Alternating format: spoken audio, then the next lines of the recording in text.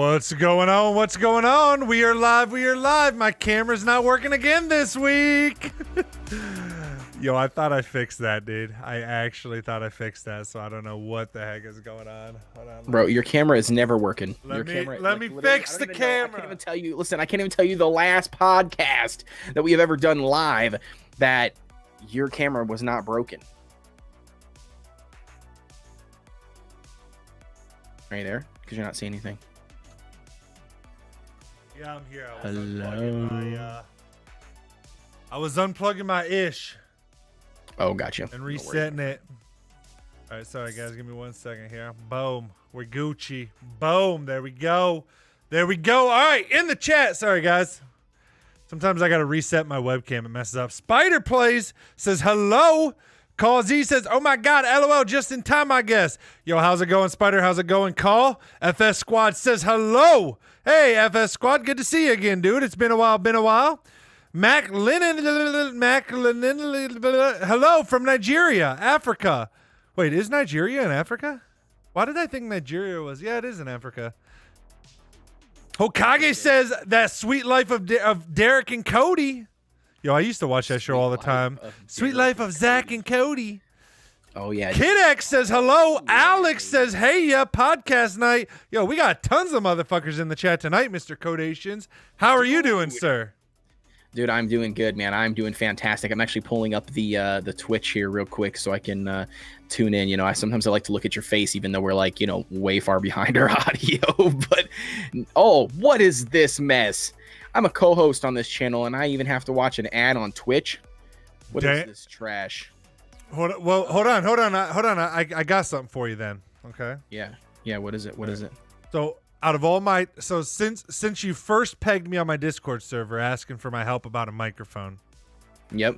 How many hours of free time have I given you? Free time? Yeah. What do you mean? Of my time free helping you.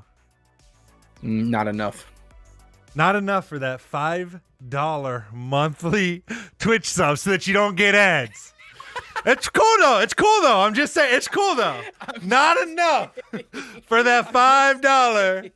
Then you're gonna bitch about the ad. I mean, it's cool though. It's cool. Yeah, I'm not salty, dude. I'm not salty. Money potentially, even though it's Twitch and it sucks balls with the whole monetization. Oh my God. You get it. I actually wish, like, for reals. I actually wish you could just turn ads off on a Twitch channel. And for even people that aren't subbed, I would totally do that 100%. Can you? There is no way to do that? Nope. There's absolutely no way. None. You can't turn off ads whatsoever. Gotcha. You can't even turn off like pre-rolls like you can on YouTube and stuff. So you know how many? Yeah, so you have to get hit with an ad. Yep, and the statistics show that if a viewer gets hit with a pre-roll, it's something like 70% of people will bounce off your channel if they get hit with a pre-roll ad when coming in for a new streamer. For Twitch. Yeah, which means out of 10 people that visit your stream and get an ad, a pre-roll ad, 7 of them are gonna leave during that pre-roll ad. Interesting. Is it ready for the nights? They kind of fuck you. My son's going bed.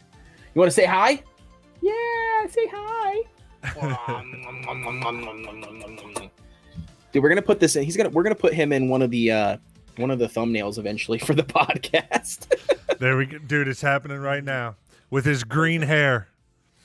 Green hair? What do you got green hair for, Mr.? It has a green because it's blondish, and it has the green screen kind of spills on the friend. Say kind of on the blonde.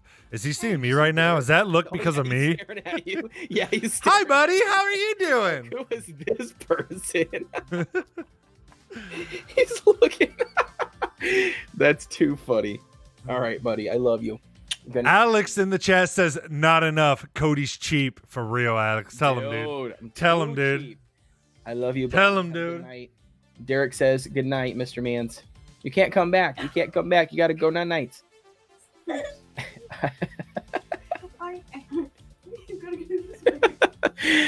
Alrighty, so anyways, but yeah, man, dude, everything's good, dude. Nah, man, you devote a shit ton of your free time, man, to me, like 100%. If anybody's out there that's listening that has ever asked for anything or looking to find out, what you do and how you help the community, man, you help the community tenfold, dude. And I think anybody would agree with that subscribe to your channel, whether it's Twitch or YouTube. I mean, you go out of your way a lot to help out people. So at no benefit to you.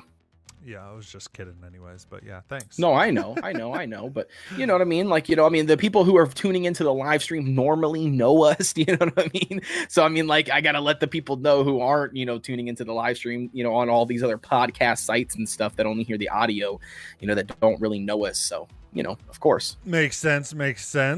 So how's everyone in the chat doing, man? Yeah. While they're answering that, everybody said hello. How are you doing, my friend? We haven't caught up to you. I've said some stuff, and what have you been up to? What you oh my god, dude! Since you got a bunch of days off, and you're just chilling at the house playing video games all day, not even working. I know, dude. It's starting to drive me crazy, man. No. Actually, honestly, I hired an editor, as you know. Yep. And I think I mentioned it on I think I was talking to you about it off stream at the end of the last week's podcast, so I don't think it was on stream. Okay. But I know some people in the community know I hired a full-time editor for the gaming content. I still edit the stream, I do one video a week that's like a stream help, like a tutorial for streamers or whatever, or a review of like a streaming product or something. I still edit and do that video per week, but I hired an editor that does all my gaming content. Recaps of the live streams, things like that, because I just didn't have enough time to do it. They're actually pretty funny. Some of the memes and gifs and sound effects and stuff that they do. I think the guy does a pretty damn good job. Yeah, I do as well. But my point to all of that just is that I thought that would save me a lot of time, and I'm actually surprised how much time it adds on to my schedule.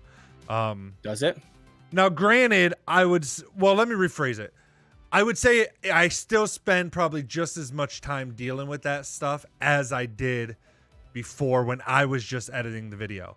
The difference being is in that same time, there's 4 gaming videos a week coming out versus I was doing 2 videos per week. The community recap and then just like a let's play. So it's double the content for the same hours. But I guess I just assumed stupidly, that it would just require less time, but just having to deal with feedback back and forth with an editor, having to deal with just like, issues that come up in files and stuff sometimes or in edits, then having to go back and forth with like, oh, I'd like this change. And so then having to watch several revisions of an edit, just everything. I was just shocked at how much time that has actually taken me per week and how much, and I'm bringing all this up because you were joking about my free time. Right. But yeah, I was just shocked at how much, again, producing double the content for the same amount of time. So it's still a net positive. It just did not free up quite as much time as I thought it would. Now, I will say, I mean, it's only been a couple weeks that he's been doing full-time editing for me. Before, I was just using him occasionally for a video here or there when I was backlogged or whatever. So, I mean, after, once we get in the rhythm of things, that could speed up the process. So I guess it's more of just the initial process that takes time. Which makes sense. I was just shocked by it, I guess. Right. I mean, which makes sense because, I mean, naturally, as he, grows to know you and to know what type of edits you like or what things you're changing and vice versa. I mean, naturally, you guys should be, he should be comfortable enough eventually, that you would have to do less of that revision work. I mean, and more of, trusting in the fact that, he knows, kind of like, what you expect or what you're looking for, you know what I mean? Versus, you watching it. Geez, I can only imagine, if you have to rewatch video over and over and over again, on several revisions to try to make sure that something is right or you approve of something. I mean, I don't know. Well, and you got to remember, I mean, each video is like 20 to 30 minutes. Typically, that's the range we shoot for because that tends to be the sweet spot for most gaming content that's like actual gameplay. Like if you look at like Markiplier, PewDiePie, and not count streams, but just talking a finished like, LOL Tyler 1, Ludwig, some of the big gaming creators on YouTube that are taking their content, turn it into a YouTube video, that specific style of content. Basically, the range tends to fall in 20 to 30 minutes is kind of the sweet spot, it seems like. So yeah, when I had to watch that multiple times, you're talking just watching it twice. That could be an hour of my time. Right. Which, no, I mean, I completely understand that. I mean, I'm just curious, like, if you don't mind me asking, like, I mean, like, give me an example of like something that you would want re-edited or revised. Is it something where like something doesn't make sense, or like is it like a language barrier thing sometimes, or is it more like you don't like a certain meme or a certain thing that's put in there, or like what exactly, how does that like kick off, I guess? Well, again, I want to show it's not just like, because I don't want to make it sound like it's always editing issues. It's not. There's other issues, like, for example, well, first let me give that. So for example, like, one of the things I changed recently is I do, like you said, he does a lot of good funny moments, memes and stuff in the videos. When I first started using them, that was something I liked. He took time to add in that stuff. Right. But one thing that kind of got lost in the beginning that we've now been kind of focusing on is a lot of times it was more kind of pull the funny moments from the live streams or from the gameplay, and create a montage of funny moments. That seems cool in thought, but a lot of the times the edits would be missing like the story aspect, the cohesiveness of okay, it's funny moments, but let's say Hokage, who's in the chat right now, by the way, said just started getting caught up on Bleach. About damn time, Hokage. But let's say Hokage misses one of my live streams and wants to watch that 20-30 minute video to get caught up, so he knows, like, let's, like, right now we're doing Valheim, and he just wants a quick recap of what happened on the last live stream before he joins the next one, right? Because he missed it or whatever. A lot of times that wasn't in the edits because it was just kind of pull the funny moments out, and the funny moments were jumbled a lot. It wasn't in order per se. It was more just him scrubbing through the footage and doing that. So that was a little bit of I think him learning to do that more, which I still think he's learning to do, and is really. I mean, I would say that's one of the hardest things about editing is actually crafting a story. So I mean, it's not, again, but then outside of that, it's like I said, it's not just those type of things. Sometimes it is like, maybe I just don't think there's enough funny moments to keep in. Like, maybe I feel like the first 10 minutes of the edit are engaging. They keep you, but then like I start feeling as the viewer watching it, like, this is getting kind of boring. So then it'll be like, okay, we need to, here it starts falling apart. We need to tighten this up. Maybe cut out some of the extra, maybe stick in some funny stuff that, to grab the attention again, or things like that. And again, I'm no expert at it either. So it's kind of a back and forth collaborative thing. And we're improving on that. For both people. Right. Right. And we're improving on that weekly, which is interesting, in itself. But outside of that, so that's one aspect, like I said, but it's not just the editing and the revisions. But like, for example, last week we had one video that I sent him, and I think you do it the same way now with Voice Meter Banana, where I have 4 different audio tracks. So on one audio track, I have my microphone. The second audio track, I have my Discord. So anybody that's playing with me, it's their voices. The third track might be like the game audio, and the fourth track would be Spotify. So if I'm playing any music or anything, that way in the edit, he can turn up, Codation's voice if he's too quiet, or turn up mine if I'm too quiet, or turn one of them down, or turn up the game volume or turn it down at certain points to cut out music that maybe I had during my live stream. I was playing music, but in the actual YouTube video, we want to cut that out and use different music. And for whatever reason, one of the audio tracks was just completely dead. Like, my mic wasn't picked up. Even though in the stream it was picked up, and even though on my end, the audio file played it fine, but on his end, there was no sound. So I don't know if something happened when we transferred the file. So I had to like retransfer the... Yeah. And then we had one, like, you had an issue where you had a sync issue with one of your clips. I ran into a sync issue like that. So he went through and like edited the whole video and then noticed it was out of sync.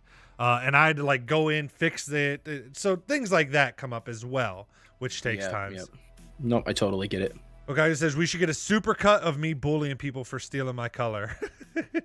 In Among Us, I'm assuming Okage's talking about. Princess says, hey, Princess, how are you doing, my dear? Hello, good to see ya. Princess. Hello.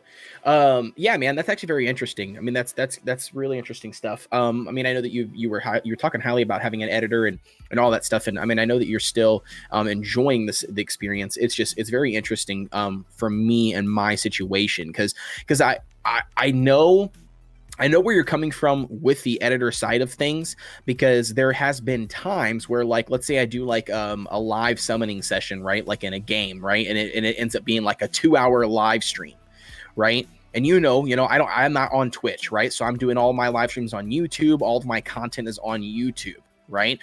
There's been a lot of times where I don't want to, I would love to batch edit, or chop up that live stream, you know what I mean? To actually then do, like, just like you said, like the highlight reels, the awesome parts, the parts where like I'm getting super hyped, I'm getting super pumped up about one specific, aspect, or I summon a really good unit. Something like that. I would like to dive deeper into those kind of edits, to have some, a random meme or random sound effects, or even have like, like I've done this a few times, have like the intro, to be like a teaser, you know what I mean? Right. Kind of like a oh shit, you know what I mean? And then all of a sudden, Oh, yeah. boom, jumps into my intro, things like that. I want to get into more of those edits, but I don't have that video editing knowledge, you know what I mean? Per se, not that I can't learn that, but I'm saying, that's not my expertise. So obviously an editor would come into play with doing that sort of stuff. But then I also think about the other side, I think about some of the stuff that you've mentioned, I think about, like you said, the revisions, the things that I would have to go back and, put that time aside to still review the content. So I think like, you know what I mean? Like at the end of the day, I'm not really sure, I'll have to ask you in like a couple of months, you know what I mean? And let you do it, a couple of months. And then you tell me, where you're sitting at with it. If you think that eventually, it would be something that you still want to continue to do or not. Yeah. Yeah. Princess says, I'm doing great. Great to hear that, my chica. Yo, I saw your I know I already messaged you on Discord about it, but your post, I gotta ask, I saw it had Princess has been getting back into TikTok. I don't know if it's entirely for me, but I'm gonna take the credit anyways. I've been kind of nudging her. I'm like, you gotta get back into TikTok. That's where all the free views are. It's where all the free views are. And I saw her one post she was talking about on stream the other night had 13.6k likes. So my question is, Princess, how many views was that have? How many views did that video get? Because that doesn't show to me. I can only see the likes in the comments, obviously. So let me, we're talking about TikTok. Let's break. Hold on. Before we go into that, Mr. Selfish guy. No, just we're on the podcast. You're doing a just chatting live stream. Get out of here.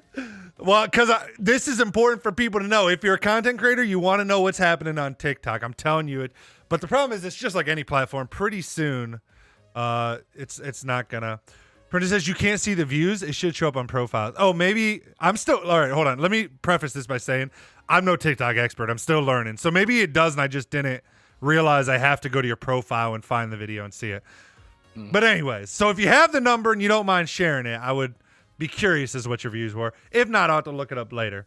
But anyways, what I was just gonna say before we go into the TikTok, I was just kidding about the. I don't mind talking TikTok. I'm loving TikTok right now. So, but. What I was just wanting to say was with the editor, again, even though it does take the same, like it seems like it's taken me about the same amount of time as it was just editing. I just want to stress again that two things. I'm producing double the content. So in that same time, instead of 2 videos, I'm getting produced 4 videos. And number 2, like yourself, I don't consider myself a great editor. I think I'm okay. I think I can do an okay job. Excuse me, I had to burp. But, I just don't, I mean, it's a lot, dude, when you're a one-man band. If I had the time to come up with ideas, come up with scripts, when I'm doing reviews, test products, when I'm doing tutorials, even tutorials, I've done something 100 times. I still got to go through it step by step and kind of make a script. That way I'm not fumbling around when I'm doing it for the tutorial. That stuff all takes so much time that then I just don't have the time to go back through 4 or 5 hours of live stream to pull out everything. No, I'm with you 100%. So just, so again, maybe my editing skills would be good enough if I had more time. But I just feel like my point being is I'm producing double the amount of content. So instead of 2 videos a week, 4 gaming videos. Plus, I feel the quality's a huge bump. Which you said you've seen some of them. I mean, I would, I would agree. The quality's better than what I was producing for my gaming stuff. A lot of my gaming stuff was simply cutting out like yours, how it is now, kind of cutting out when I started, cutting out when I end, adding an intro, adding an end, slapping it up on YouTube. Yep.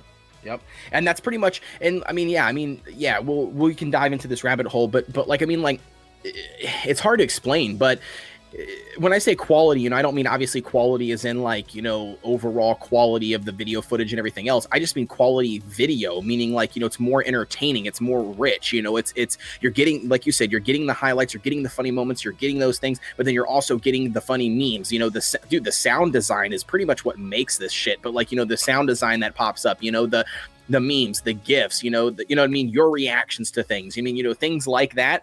Yeah, I think it makes a hell of a, video, compared to doing the stuff that I do. You know what I mean? But at the same time. Yeah, and I didn't mean that as a slam, just I didn't. No. I'm just saying I was just explaining how I was doing my content before. Yeah.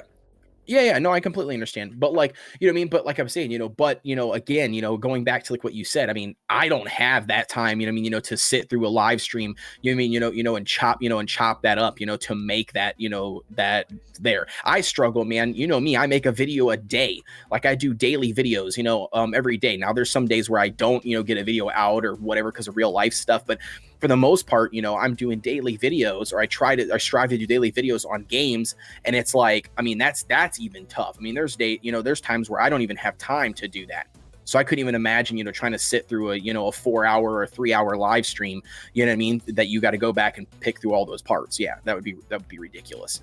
Right. But yeah, I mean, I don't know. I mean, it is very interesting. It's intriguing to see. The other question that I have is, or that obviously we'll cover this, I'm assuming in another podcast. Maybe we don't even cover it in a podcast, but we'll talk about it eventually. I know is, I'm curious to know what your thoughts are 4 to 6 months down the road of you pumping out more content. You know what I mean? Like, and what I'm talking about is I want to peep on numbers. I mean, I want to know, like, did you see, have you seen an increase, at that point, on, either subs or views, traffic, I mean, like, is it doing, is it helping, versus, all the time that you're putting into it, you know what I mean? Like with somebody else and the money you're spending for somebody else, is it, you see what I'm saying? Like, is it actually producing, over time? Yeah. And I will say, yep. And I will say for anybody interested, I mean, any other content creator, I don't know how many people that watch our content, that are in the chat, like Hokage, Spider. I don't know how many of them are interested in making content, or if any of them do. I know most of them are around because they're around for my live streams. But I will say, if you are interested in that question, I've pretty much committed to using this guy for 6 months. I've already set me and my wife's discuss. Like I'm pretty much like I've already had, I had enough money set aside to be able to do this, because I also want to see, it's hard to tell something in a couple weeks or in a month or even 2 months. Right. Honestly, even in 6 months, it's going to be hard, because some of the things that I'm hoping too is as we kind of get the system down, then I can start putting more focus on how are my thumbnail click-through rates doing? I can dive more into that analytics, because my time's not completely into editing videos every week. Because before this, literally, my time was coming up with the video idea, making a script, editing a video, producing 3 videos per week. That's what I was doing. And that took all of my free time.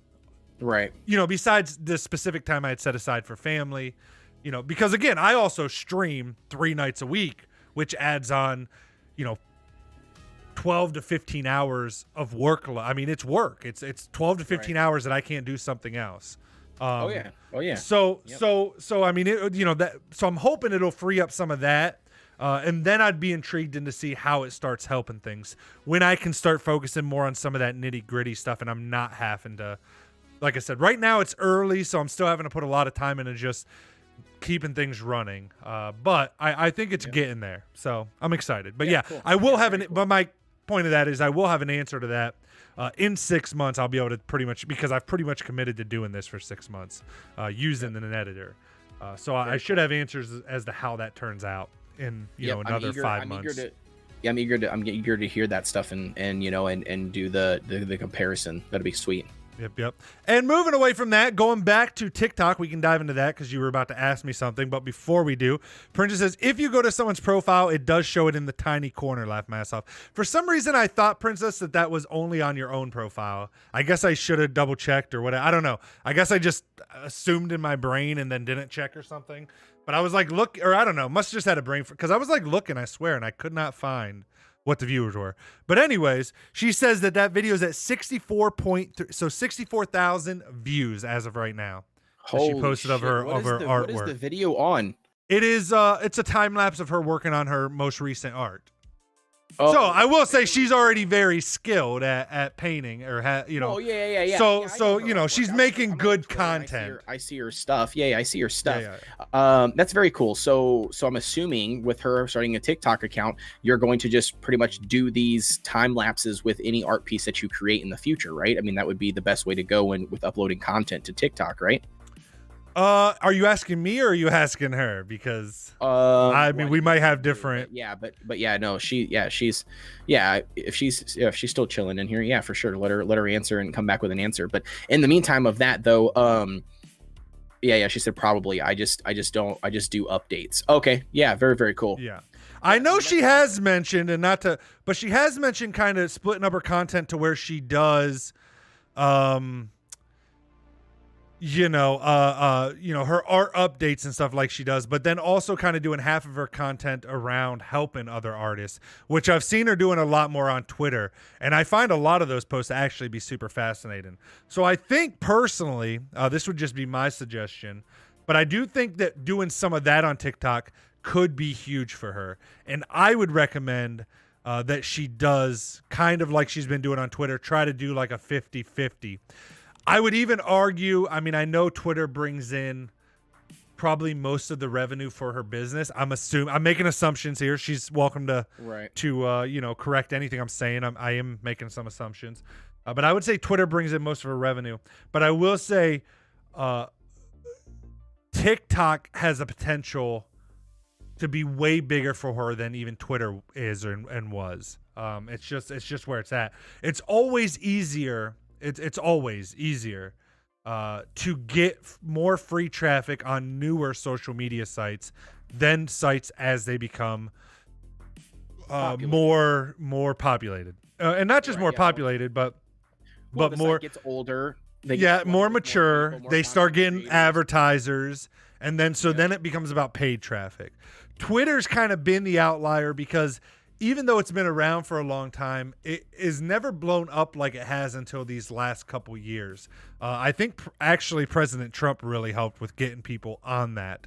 But I would say right now for anybody creating any type of content, TikTok is probably one of the best, like the easiest. And I'm not saying it's easy, but it's one of the easiest places to grow a following as of right now. Yeah. For free, without spending any money, like getting free views. Right, but now, okay, but so fill me in. So because I am a TikTok virgin, I live through my wife on TikTok. So like, she's on TikTok constantly and she watches shit. She shows me funny videos all the time. But now the videos that she shows me are like 30 second things, like back in the day, Vine style videos. It's exactly like that. Think of it as Vine 2.0.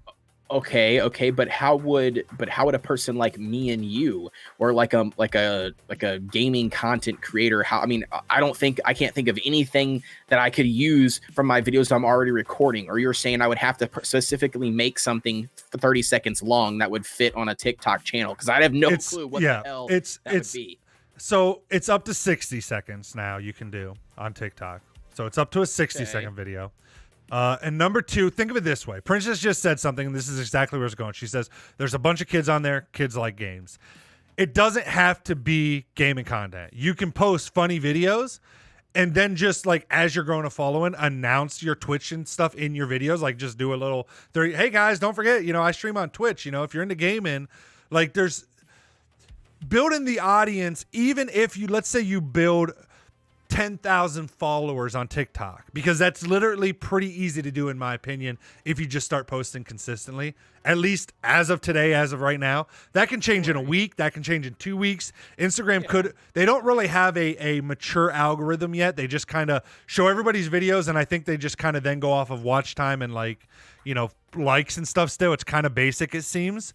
However, if you get 10,000 followers because you're doing stupid videos on there, like with your wife, like stupid prank videos or things, and I don't even know what they would be, but I'm just saying, even if the content's not relevant to gaming at all, there's going to be 10% of those 10,000 people that'll be into gaming that you can push towards your gaming stuff, which is still, that would be 1,000 people like that.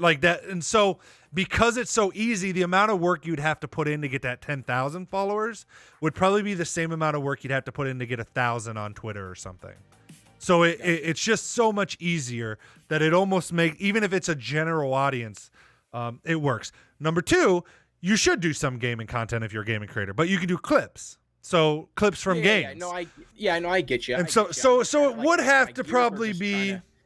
My gears are just trying to turn to think like, you know what I mean? Like, what the hell could I come up with, 60 seconds out of, videos that I'm doing guides, you know what I mean, about a specific game, you know what I mean? Like, that's perfect. Those do great.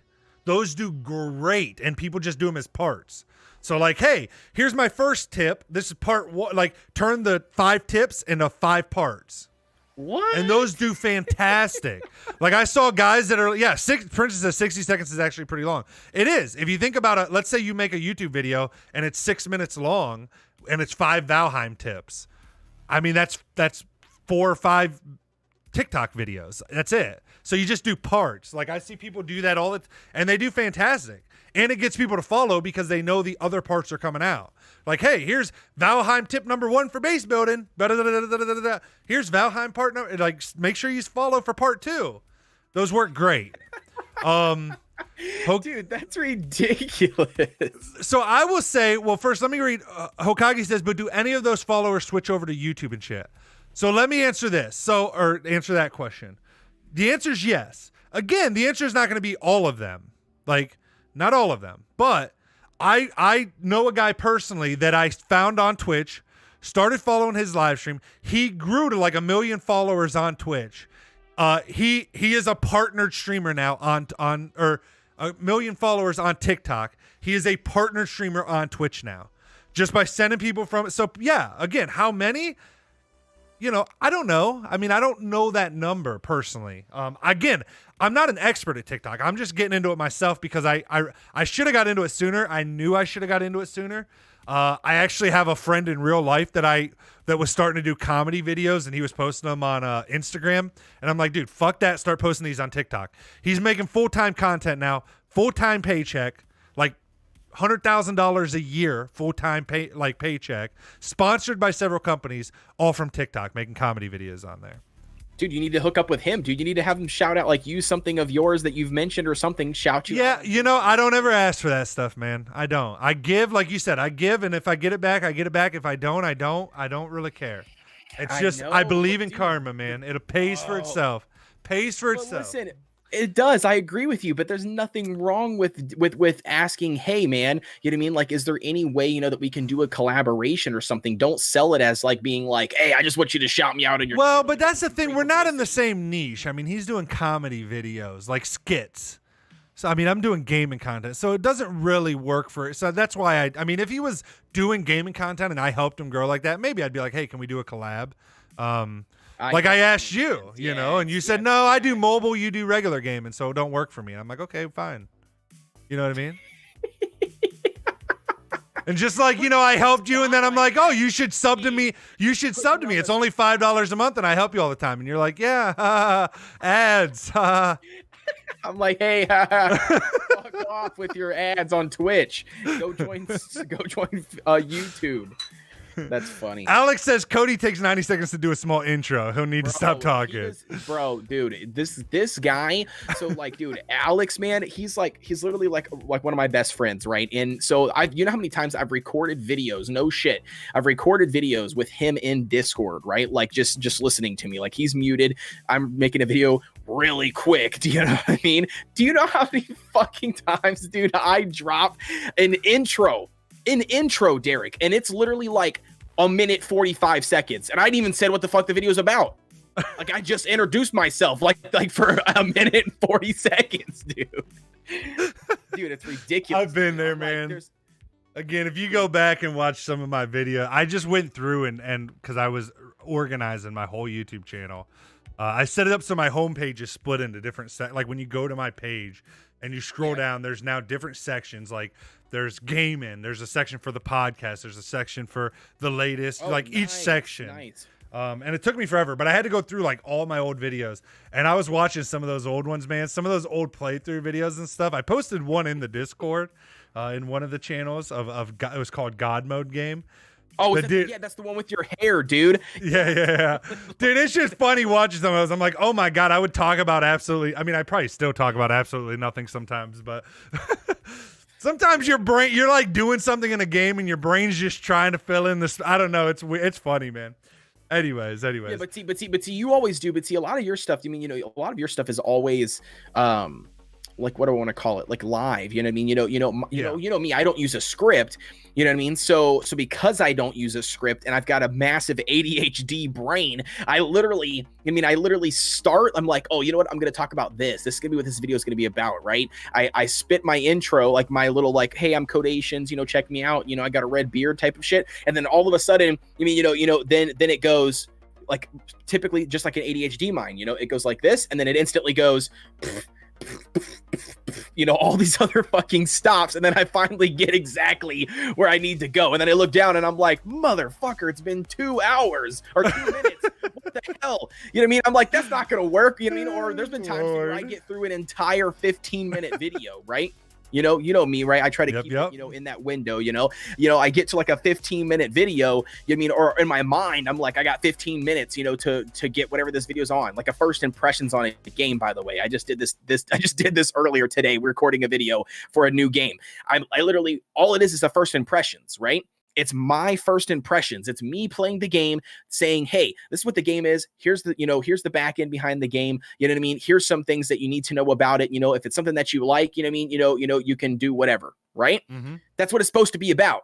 I shit you not, I'll be 17 minutes into this first impressions, and then I finish it off, right? Like I finish it off, I go back to review the tape, and I'm like, 17 minutes? Like I spent 3 minutes, and I didn't even tell them anything about the damn game. I just said, oh, here's the name of the game. Here's other games it's like.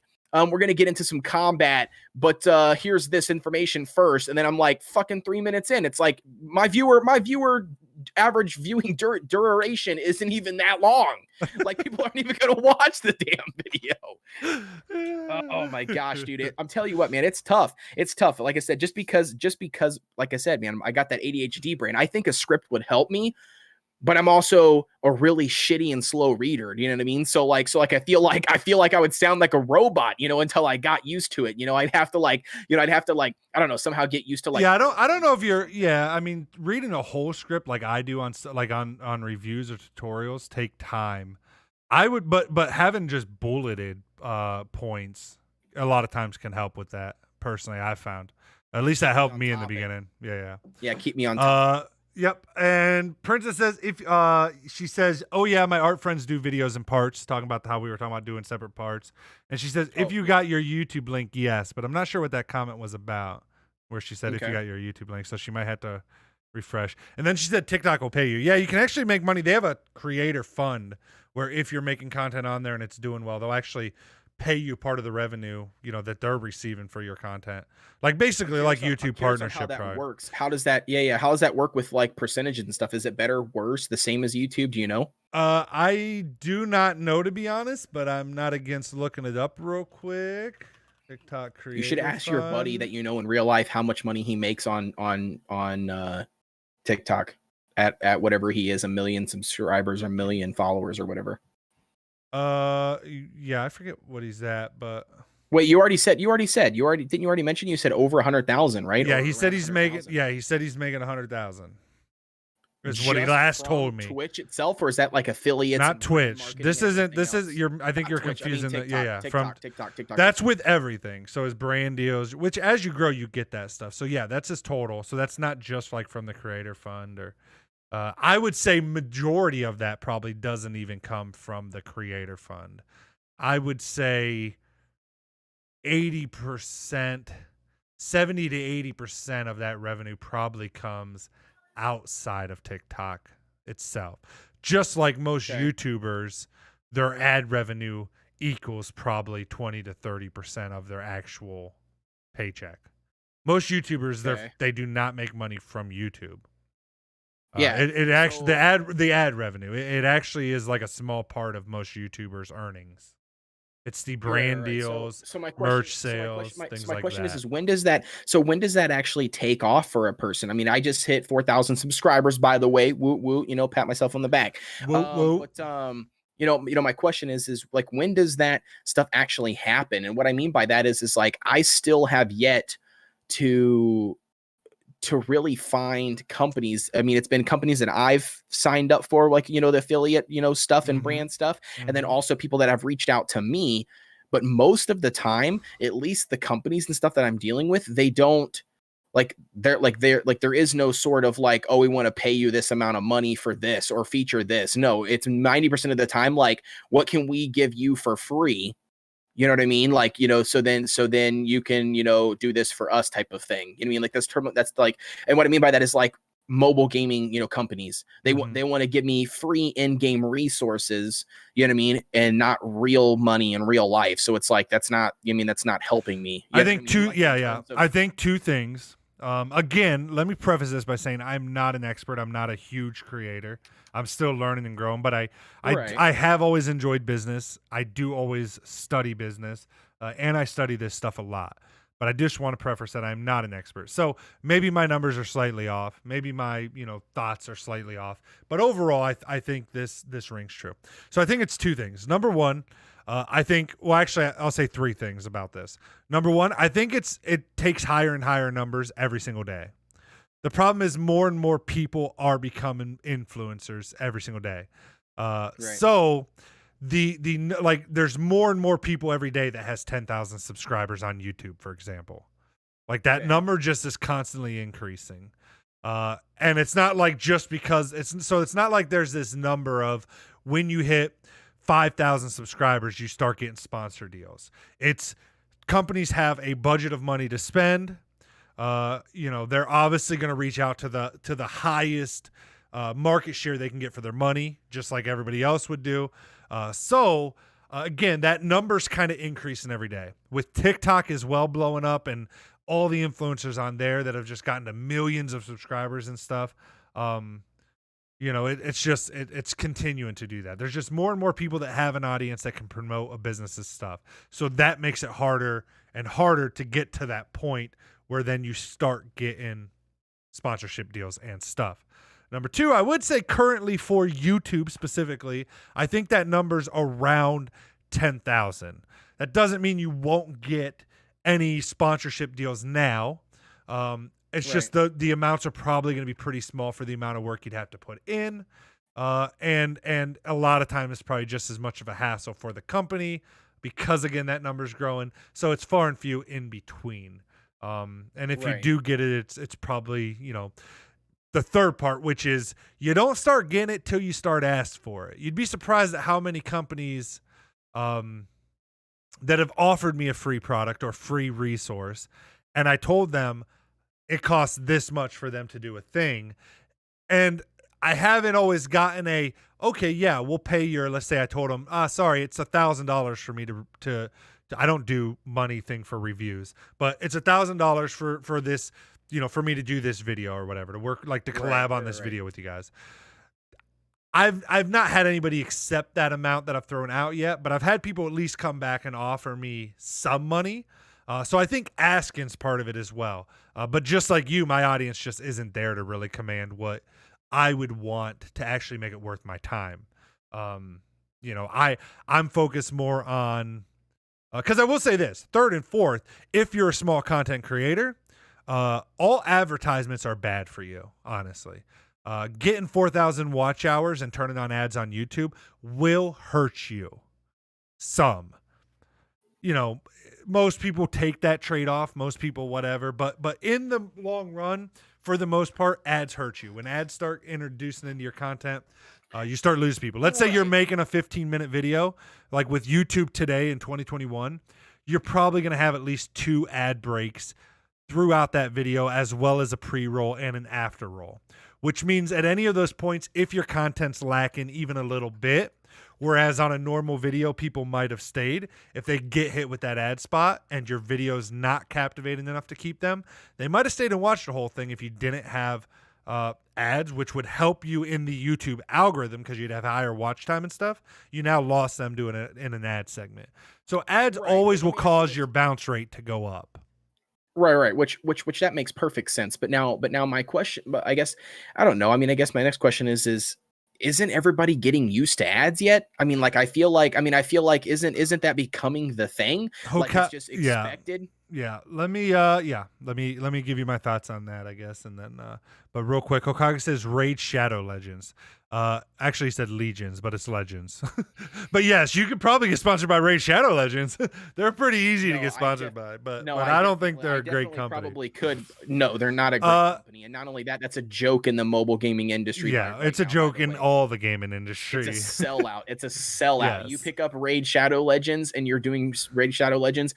They might be paying. Sure, they might be paying. I don't know what that amount is, but they might be paying. But it's everybody already knows. As soon as you do that, yeah, it'll be a thanks for the for your channel.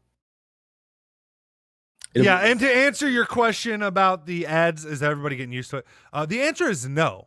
The answer is nobody will ever get used to ads. The reason Netflix beat cable is because of no ads originally. The reason YouTube started beating out normal television, no ads. Like, the way it works is it's a cycle. New companies come in, they don't do ads. People use those platforms because there's no ads. They start all introducing a bunch of ads. People move. That's why, just like, years ago, Facebook was the huge thing. Now look at Facebook. It's a joke to everybody because it's nothing but ads. It's nothing but a bunch of old people on it now. Everybody moved to Instagram.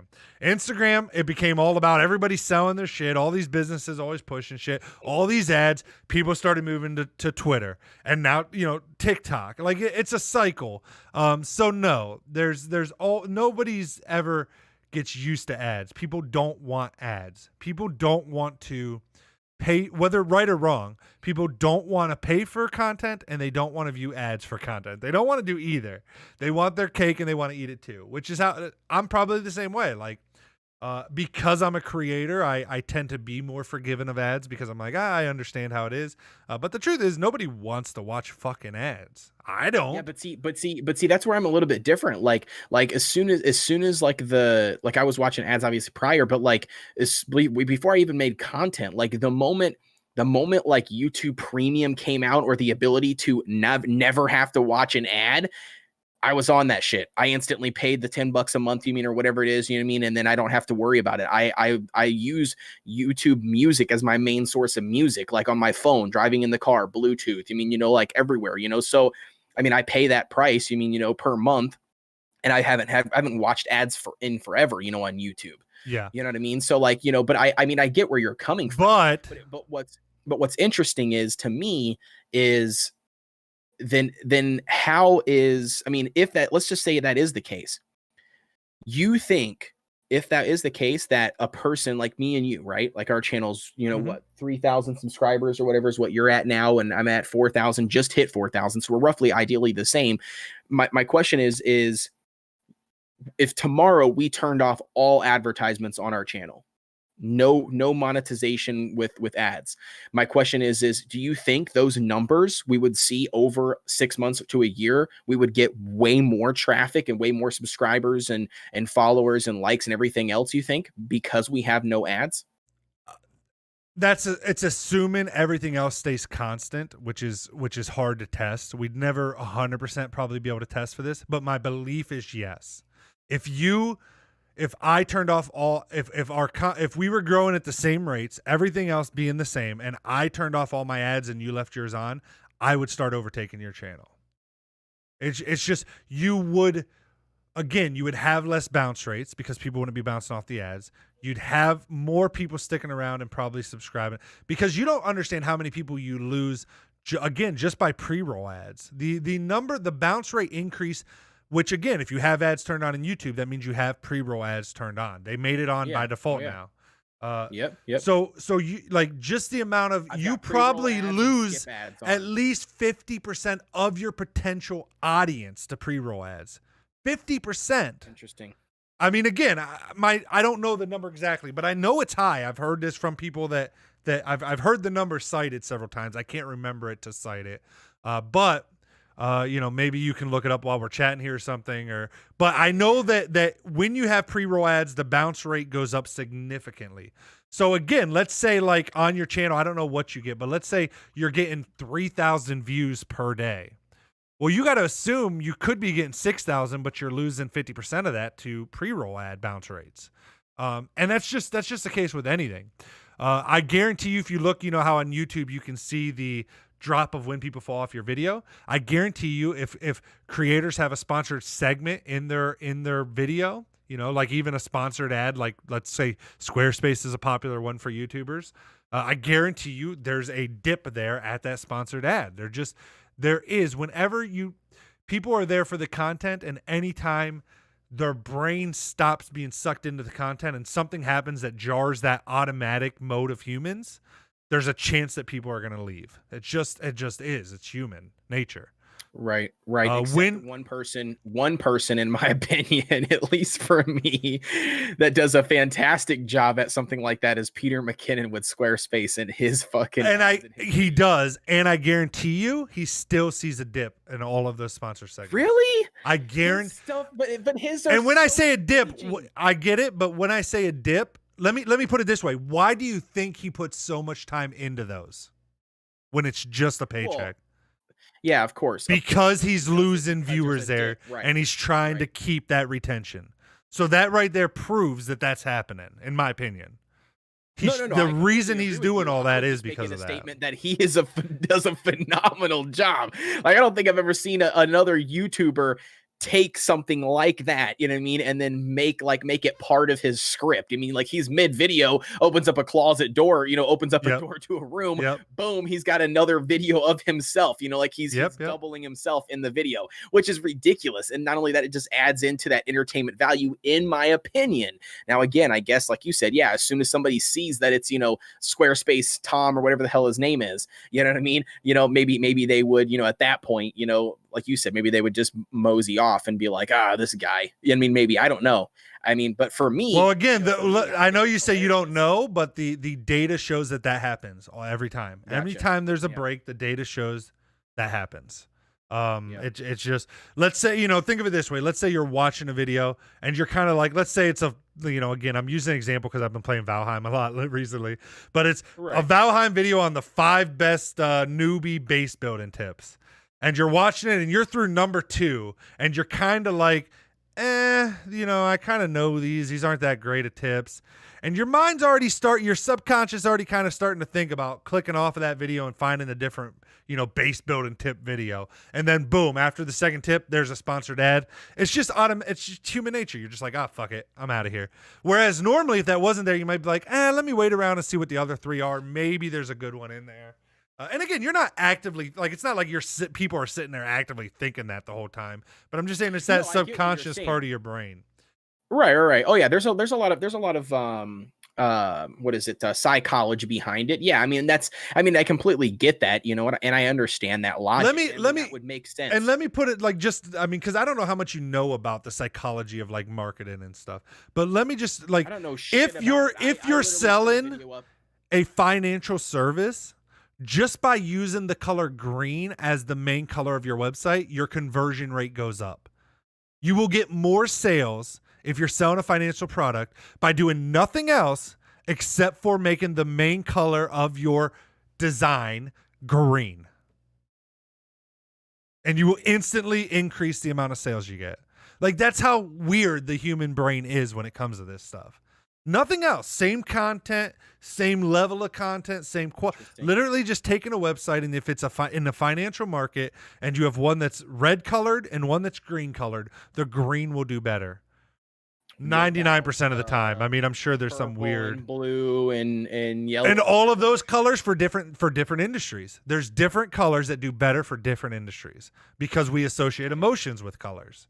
Right. We associate green with money. Right, which is why one of the worst is they said blue colored food. People tend to, I think they did like several tests. I read about this in high school, but our teacher was talking about it, our psychology teacher in my my high school class. They were talking about the different colors of food, and they were doing experiments, and they had tested this, with like making like French fries blue. You know what I mean? Like, and they got way less, orders than they did of other colors, which I thought was kind of interesting, how blue just is a turnoff when it comes to food. Exactly. And so I'm just like, and my point of that was just to show how finicky we don't even know that. And actually, even if you do know it, you would still, if you went to a financial page and their color was green, you'd still convert at a higher rate than, even by knowing that they're using that color because it works better. Specifically, right. You would still convert higher on a financial page that's using the color green than any other color. Right. And that's what's weird about psychology is even if you know how these tricks and stuff that companies use, it still works on you. That's how crazy the subconscious just mind is when it comes to it all. Right. Right. Which makes sense. Alex in the chat says, my opinion on this, I prefer ads and get the free apps than paying for an app and having no ads. So see, there's someone exactly the opposite of you. And I think that's the thing we forget when we're doing any of this stuff. Like you're saying, like, oh, Peter McKinnon's, I find him engaging, so I stay. Okay, awesome. You're of that 50% that stay for the video. But there's that other 50% that's the opposate of you that leave because there's that sponsored ad. And that's all I'm pointing out. So a lot of times you have to think, that you have to actively, that's what makes split testing such a crazy, hard, complicated thing, even with thumbnails, because you could have something that you think is the best thumbnail you ever created in your life, and it could be the worst CTR you ever get on a fucking thumbnail. Some of my best performing thumbnails on YouTube are what I would personally consider some of the worst thumbnails I've ever, they're the simplest, stupidest, took me the least amount of time ever thumbnails, and they're some of my best converting thumbnails ever. And the opposite. Some thumbnails I've spent hours on trying to like figure out, how to get the best click-through rate. They're some of my worst converting thumbnails.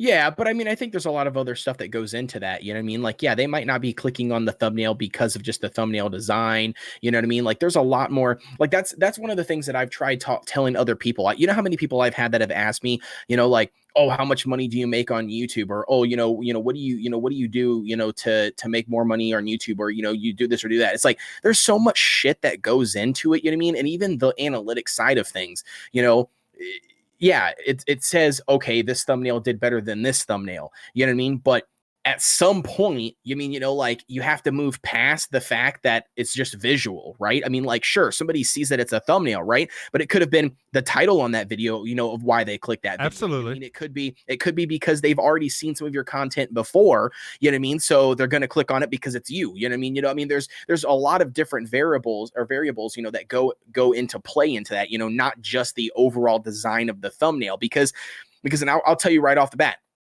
there's channels right now, and for instance, you mentioned Valheim. We'll mention Valheim. I've watched several channels right now on Valheim content since Valheim came out, right? Mm-hmm. And there's a channel right now that the thumbnail is like, in my opinion, nothing crazy. It's literally like a base build that they built, you know what I mean? Like a zoomed out version of the base build that they built. And all it is simple text. And it looks like word art, not even like design stuff, anything fancy. That's all they have on it. And it says something just like, snowy build or, Valheim castle or, whatever it is, right? That's it. Nothing else. No how to, no catchy title, no click, nothing.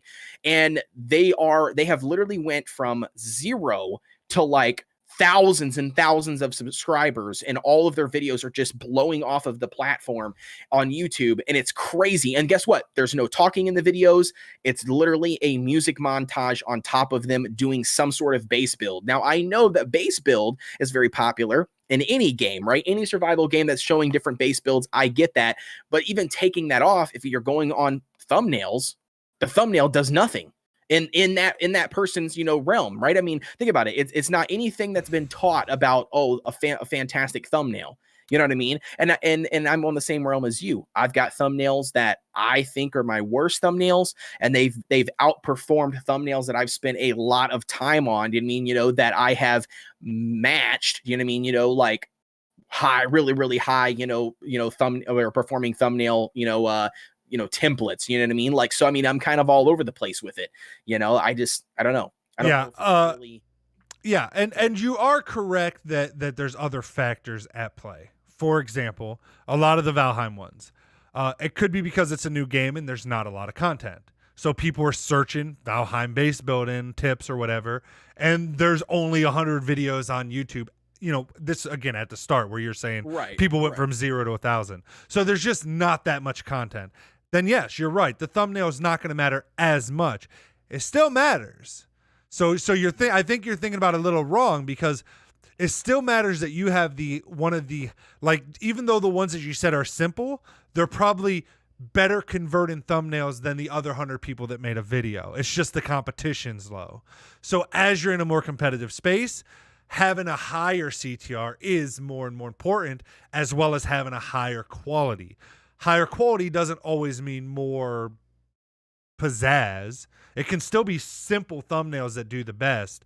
But again, there are other factors like how competitive it is. However, in the general scheme of things, in a niche, the higher converting thumbnails you're making matters tremendously. There's only two factors to click-through rate: thumbnail, title. Outside of that, the only other thing would just be relevancy. If I'm the only person that has a tutorial on one specific thing, even if my thumbnail and title suck, I'm probably going to get that click. But overall, I mean, outside of that though, there is only two things that affect your CTR: titles and thumbnails. So yeah, your thumbnails could be great and it could be your titles that suck, or vice versa. But again, just from doing affiliate marketing in the past and having a marketing company before, I understand how important CTR is, even more so than good content. Right. Oh yeah. No, so I know. But so my point just being that I wouldn't discount it doesn't, it could. I've seen people blow up that have shitty thumbnails. Like, yeah, but you still got to work on your CTR very, very much, in my opinion. Yeah, and again, me personally, I'm all over the place with it. I think analytics are definitely very important, no matter what, and don't get me wrong. I mean, I'm saying this stuff, do you know what I mean? But I mean, me. I mean, I'm just as fucking deep into analytics, as you are. Some days, sometimes it consumes me. You know what I mean? So I mean, yeah, I mean, I get it. It's just sometimes it's just crazy, for me to see, other content creators, literally blow up, you know what I mean? And I check out their channels, I look at their thumbnails, and their thumbnails are, in my opinion, I guess it's in my opinion, they're just trash. And I mean, just trash as in like, I think you're thinking of it as a design. And I say that because, again, when I used to build what were called landing pages. I don't know if you're familiar with the concept. Yeah. Web pages that are basically for pushing traffic to an offer of some kind. And when I think you're thinking of it from a design aspect in terms of good, but I'm telling you, CTR does not equal design good.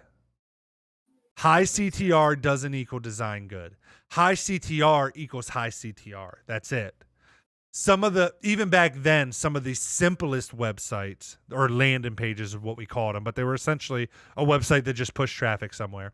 Some of the simplest in terms of design, or even what maybe you would call ugly in terms of design, were the best performers. So I do think you might want to just think about your design background versus CTR. They don't equal. They don't Yeah, equal which makes sense. Which at all. the way you explain it, yeah, the way that you explain that makes perfect sense. Yeah, because that's the way that I am looking at it. I was looking at it in terms of seeing a thumbnail, do you know what I mean? And to what's catching to me, like oh, the colors pop, the scheme looks well. I mean, the images are really good quality, image, the text and the typography, I mean, is really good. It's laid out, where you can read it, it's legible, shit like that. I mean, so because, like you said, because I'm a graphic designer, my mind is thinking in terms of that design, looking at it, and I'm like, why the hell, why would somebody ever, type in, for instance, Genshin Impact, right? And click on this video, you know what I mean? Versus clicking on this one, you know what I mean? This one's got less views, but this one's got a shit ton more views, but the thumbnail is horrible. You know what I mean? You can't even read the words or, whatever it is, you know what I mean? But for whatever reason, like that's what I was trying to get at, So I guess, again, I'm associating that design, you know what I mean, with, click-through rate, which apparently that's not the case, because in theory, a person would think, again, you have this background, I have no background in web, but in theory, you would think a better designed website, graphically and aesthetically pleasing, would produce higher click-through rates or higher sales. But I guess that's not the case, which, you know what I mean? Because in my mind, I'm thinking in that term, I'm thinking in, my design that I would design specifically for something would be better than a person, using a WordPress document. Do you know what I mean? Compared to, I don't know. But again, maybe that's wrong. I don't know. Well, let me give you this example. Maybe it'll just help solidify it for yourself and for the audience. Have you been on Facebook desktop recently? Yeah. What do you think of the redesign they did of it versus how it used to look? Design-wise, like pretty-wise. I mean, I think it's fine. Really? Okay, never mind. This ain't going to work. I think it's the most horrendous thing I've ever seen in my life. And that tends to be the general consensus of what most people think of the redesign of Facebook when it happened. Where everything now is... I guess I don't really remember what the hell the old design was like that's different. I mean, I've been using this one for so long. I'm pretty sure I had this one on beta when, like, you had to go in the settings to activate it. Because I don't even remember what the old one is. And I also use the dark mode. You know what I mean? Yeah, so I mean, as well. Yeah, so I don't really know. I mean, I don't know. I mean, I guess for me, what's some of the big things that look uglier that you don't like? I mean, I guess I like how all my shit is on the left-hand side. I've got shortcuts to all of my groups. Yeah, that was all there at the beginning. But I got my navigation bar on the right-hand side. Like, what's different? Is it like the status and the stories and... No, so I'm gonna share you here. I'm gonna share you a photo in Discord of the new versus the old, and you can kind of see how the difference was looking wise.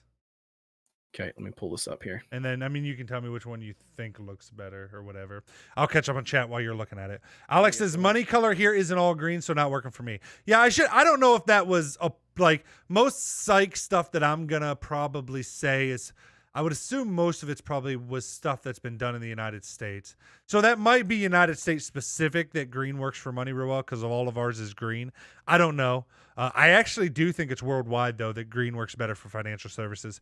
Alex says $50 bills are red, which is one of the biggest bills. And he says some people just take other people's thumbnails and do theirs like that. True story on Cody's channel.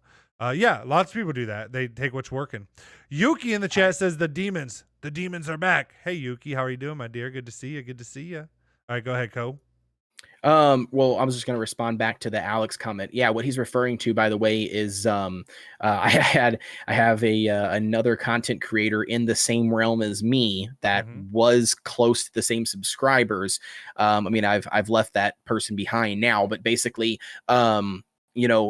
we were in the same realm of subscribers, and I know him, like, just talking to him back and forth, but he ended up, I don't know what the hell happened, but I created a thumbnail for a video on a topic, and then he decided to make a video on that same topic, but then he created the exact same thumbnail, except he created it because the typography wasn't the same. Do you know what I mean? Like, you know, like, you know, but he used the same background image on the thumbnail, the same character on the thumbnail, the exact, literally almost word for word, the exact same title of the video. And then to even take it a step further, he even went as far as he uses TubeBuddy and copied my video keywords and put it on his video. And he did it not once, but multiple times. And then he even admitted to me when I sent him a message joking about it. I was like, dude, nice thumbnail. I was like, I wonder where you got the design, like a smiley face, right? Because like we've got a relationship, you know, just, you know, a workship, you know, talking to each other, you know, about, because we do content on the same games. And his response was, ha ha ha, yeah, dude, I totally copied yours because yours had over 1,000 views. So I totally copied yours and it seemed to be working. And then I respond back and I was like, yeah, I was like, and then you copied my keywords too, ? LOL. And then he even respond back, no joke, not upset or anything, or not thinking of any concern, respond back and was like, yeah, because it seems those keywords seem to be doing well for your video. And I'm thinking, I mean, I just think that's a weird situation, but all right, dude. I mean, I didn't say anything about it. I mean, you know, who am I to stop him from doing whatever? It's interesting to me. Like I don't know. It's a weird situation. No, yeah. I've seen it with tutorials I've done I've even seen it, and I don't want to say, I'm not going to say names of channels. Yeah, no. But I've even seen, like, you know, I do streaming tutorials and stuff. I've seen me do videos that have popped off, and I've later seen several of what I would consider to be the top 10 of streaming channels, like names that if I said right now, you'd know them instantly. You've mentioned to me that I've seen them then come out with that video on their channel within, you know, a month or two. And I mean, same thing, same keywords I used, same almost titles are similar. Very, very similar. That's and again, funny. I won't mention names, but I don't worry about it personally. I just, you know, I don't. Yeah. I mean, I would be lying if I didn't say that it like didn't sting a little bit. Like I'm like, oh really? Like fucking, you got, you know, almost 1 million subscribers. I'm over here with 3,000, and you're jacking my stuff. Like, come on, dude. But and even like the video will be, I mean, in the which and it's a tutorial, so it kind of, but still, I mean, it'd be eerily. It's almost like you're watching what I would say would be one of my videos. It's a different career. But with it's literally like you got, that's pretty much, like I said, how it went with a couple of those videos that person popped off, you know, with right after me, you know what I mean? And no, I mean, again, I didn't concern myself, you know, like too much over it. It's just, it was very interesting to me because like you said, my mind instantly went to content creator, and it's like, dude, like, create your own fucking content. You know what I mean? It's like, It's like, come up with your own creative spin or twist to it. You know what I mean? You know, like I said, it would have been different, you know, like if he was covering the same topics, which happens inevitably, right? Yeah, absolutely. I know in the tutorial world, it probably does for you as well. You know, for mobile gaming, you've got, you know, let's just say 25 content creators. But I will say, just to interrupt real quick, I will say that unless I have something unique to add tutorial, like I found something else out that I think works really well, or like there's some kind of unique thing to it, I don't typically make a tutorial on it unless I can add something to you know, the information. Basically, I try not to just straight copy tutorial. I mean, if there's already a good tutorial that's out there, I just try to push people to that. Yeah, which makes sense. And that's a good way to go, especially as a content creator, because you're sending people there, you know what I mean? So, you know, it could potentially, like you said, that stream, you know, that content creator karma, you know, coming back, you know, your way, you know, hopefully. So, but I mean, but again, like I said, you know, it would have been different, you know, if he would have just been covering the same topic, which would have been fine, you know, and then use maybe like my keywords or something, you know, but, you know, change the thumbnail. But no, it was like, I mean, I'll have to show you off stream sometime. I'll screen cap some stuff to show you just to get a good laugh, because you're going to be like, dude, this is like identical. Yeah. But anyways, back to what we were saying, you know, about the whole Facebook thing. Yeah, man. I mean, I get it. I mean, you know, I completely understand, you know, the revamp, looking at the two here. I mean, I will tell you this.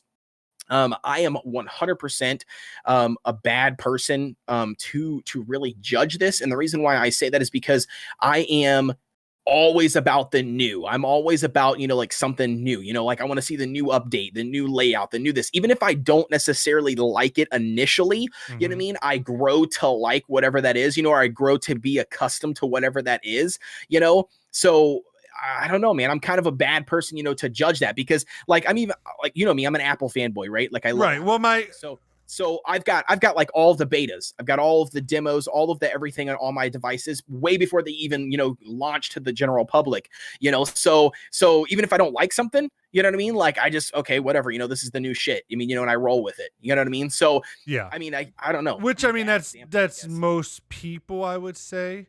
But my point being that when they released it, by far, it was not widely accepted. Most people did not like the new design, from my remembrance.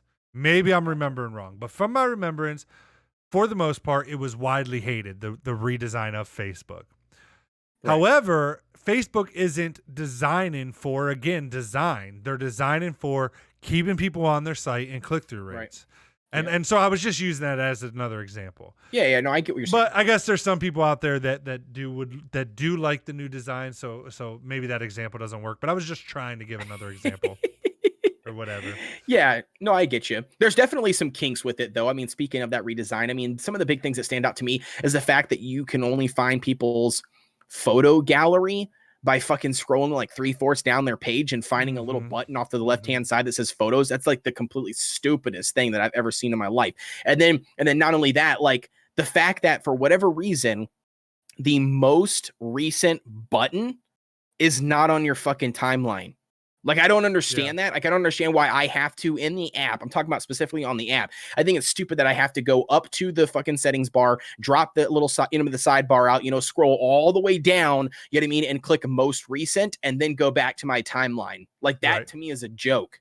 Like, I don't know why they did that. I don't even know how that increases click-through rate. I don't know how that anybody that does anything with anybody's experience of enhancing them. But like for me, it's an absolute, you know, pain in the ass to do. Like I feel like the newsfeed in the general should just always be there. Whatever new is at the top, no matter what, you know what I mean? And it should just push the feed down constantly. But for whatever reason, that's not the case. I will load on there and I pull shit all there all the time. I don't get on Facebook all the time, but I'll pull something up and I'll be like, oh, babe, did you know that this person's blah, blah, blah, blah, blah? And she's like, yeah, I saw that like 2 days ago. And then I go back to my phone, look at the post and I'm like, why the hell is it on the top of my Facebook? You know? Well, and again, that's part of my point is just that it's not actually about usability. It's not actually about design. It's about what gets people to get on their site and stay on their site the longest. And that's what they do. So it kind of proves my point, but kind of not. But anyways, but yeah. I get your point. I agree. I like the hierarchy or how the chronological order that even Twitter used to be and stuff, but even Twitter doesn't do that now. Some of the new posts you see are posts from 2-3 days ago that were popular. And the one thing that pisses me off, and that's because it works better in terms of keeping people on. Like their only business model, all of the social media platforms, is to keep you on. We've had a discussion about this. I don't know if it was with you or when I was doing these at the beginning, where we were talking about the social dilemma documentary and stuff. But the only job any social media site has is trying to keep you on their site as long as possible. Right. Which makes sense. The push notifications always get me too. And I think, listen, I'm going to let you talk for one. I'll be right back. I got to check something with the wife. I apologize. Oh yeah. Yeah. No, you're good. You're good. Go ahead. All right. So let's catch up here and see what we got here. So Princess says, OMG, Facebook's redesign annoys the fuck out of me. Laugh my ass off. Yeah. That's what Derek was just saying. Spider says, I'm still here. And then Yuki says, I just go on Facebook to fight rude people or to help people with league/advices. There is no in between for me. League, I'm assuming League of Legends. Is that what you're referring to? And then Spider says, me and my friend are playing Fortnite Horror. I'm not really sure what Fortnite Horror is. And then Princess says, so many buttons and colors, it's like walking into a casino. Oh, yeah, you're talking about on the new Facebook. And then she says Twitter is turning into Instagram. And then she also says, I saw something about them planning to have super followers. And then Yuki says, yes, League of Legends. And Spider says map, a Fortnite horror map. Gotcha. Very cool. I didn't even know that they came out with a Fortnite horror map. Very interesting. Is that an old map that they came out with like Halloween, or is it like something they're running currently in the game? Very interesting. With the horror map, what are they doing? I mean, do they have like zombies and stuff roaming around? Because I know that they used to do that one for the I believe around October, wasn't it? Like they had like the Halloween season where they'd have like zombies roaming around and all that stuff from like the actual PvP or the PvE mode that they used to have. I don't even know if that is even exist anymore. I haven't played Fortnite in forever. Says I saw something about them planning to have super followers. Missed it. Says oh yeah, that's true. League's items change hurts my eyes. LMFAO. Okay, sorry, I'm back. Yeah, I was just catching up on chat. I got everybody caught up on chat and everything. Good to know. But yeah, Yuki's talking about League of Legends is the only thing she gets on Facebook for. And then Princess is talking about she saw something where Facebook looked like they were going to be doing super followers. Yeah, they're gonna have like paid content, kind of like a Patreon or like OnlyFans, obviously not NSFW or not safe for work, right? But like where some like you could have some content that's behind a paywall. Huh? Interesting. Okay. Yeah. Very interesting. It is interesting. I'm curious to see. Princess says, I can't wait for that. Now I can do my feet stuff on Twitter. You can get rid of that OnlyFans and do it all on Twitter. Princess, listen, here's what I'm going to tell you. Just like I told my wife. Now, keep in mind, she didn't take my advice because she's too, I don't know. She's just too hard headed. She doesn't want to know. She doesn't want to make any money. Here's where the real money is, Princess. I'm going to tell you like it is. We can cut this out of the podcast if we. I'm leaving it in, dude. I ain't cutting it out. The thing is, Princess, walk that line carefully. No face, listen, no face, no nothing, but titty drop videos are where they're at, my friend. Like titty drop videos, drop those bad boys on Pornhub. You literally do like a 30-second clip. That's it. That's all you need to do. 30-second clip. And you're doing TikToks already, right? No voice, no nothing. It's literally like this cut right here. Boom. Just right here. Nothing. These two hands. Can you see my bottom hand? That's it. No interesting. All you do is just boom, pull the shirt up. They drop out. Camera sitting on a desk. You don't see anything. You upload it. Nobody knows underneath the screen name. That's where the money's at, my friend. I tried to get my wife to do it. She's got a big set of titties. So here's my question, and don't ask me, but you know, but I don't actually think titty drop videos do that well view wise compared to other forms of. I don't know if they do that well view wise. I mean, I've seen a lot of titty drop videos, and I enjoy titty drop videos. And I think you're in the minority. Who enjoy. You think so? I do. I do not think they do that great. All right, we're on live. Let me outside of maybe real quick. And I would say the ones that do great are probably compilations, which means somebody probably takes your video and adds it to a compilation, so you're probably getting nothing for that video. Single titty drop videos probably do not actually do well. All right, let me put a filter on here. Hold on. Duration. We got to scroll this bad boy down. I'm on Pornhub right now, live with you guys. Thank God it's not on stream. Well, I wouldn't do this on Princess stream. Or Yuki says interesting. ... I assume she's talking about your titty drop videos. And then she says, I have too many beauty marks. My boyfriend and my exes would know. You can Photoshop. But yeah, they probably wouldn't. You'd be surprised how many girls have beauty marks. Well, not only that too, do you know how flooded, so many people put this on there? Like, how the hell would they find you? I'm not saying post it on Facebook. You know, you post it on Pornhub. I mean, the chances of somebody finding a set of tits and being like, bro, those are my tits. I mean, if your boyfriend did come to you and they're like, yo, why are your tits on Pornhub? I think then you'd say, why are you on Pornhub? Well, and then the other thing, I wouldn't even say that first. I would instantly be like, well, do you want to know how much money I've made? Well, again, tell me what these views are showing, because I don't. So we've got 12 seconds. So this is a single one. So 12 seconds, 3.4 million. All I did was type it in. We've got 9-second videos, 12,000. But I haven't clicked on them, I guess, to know exactly what time they were posted. So that one was okay. So the 12,000 was posted 9 months ago. I guess that's to say something. That's a long time to get that views. Yeah.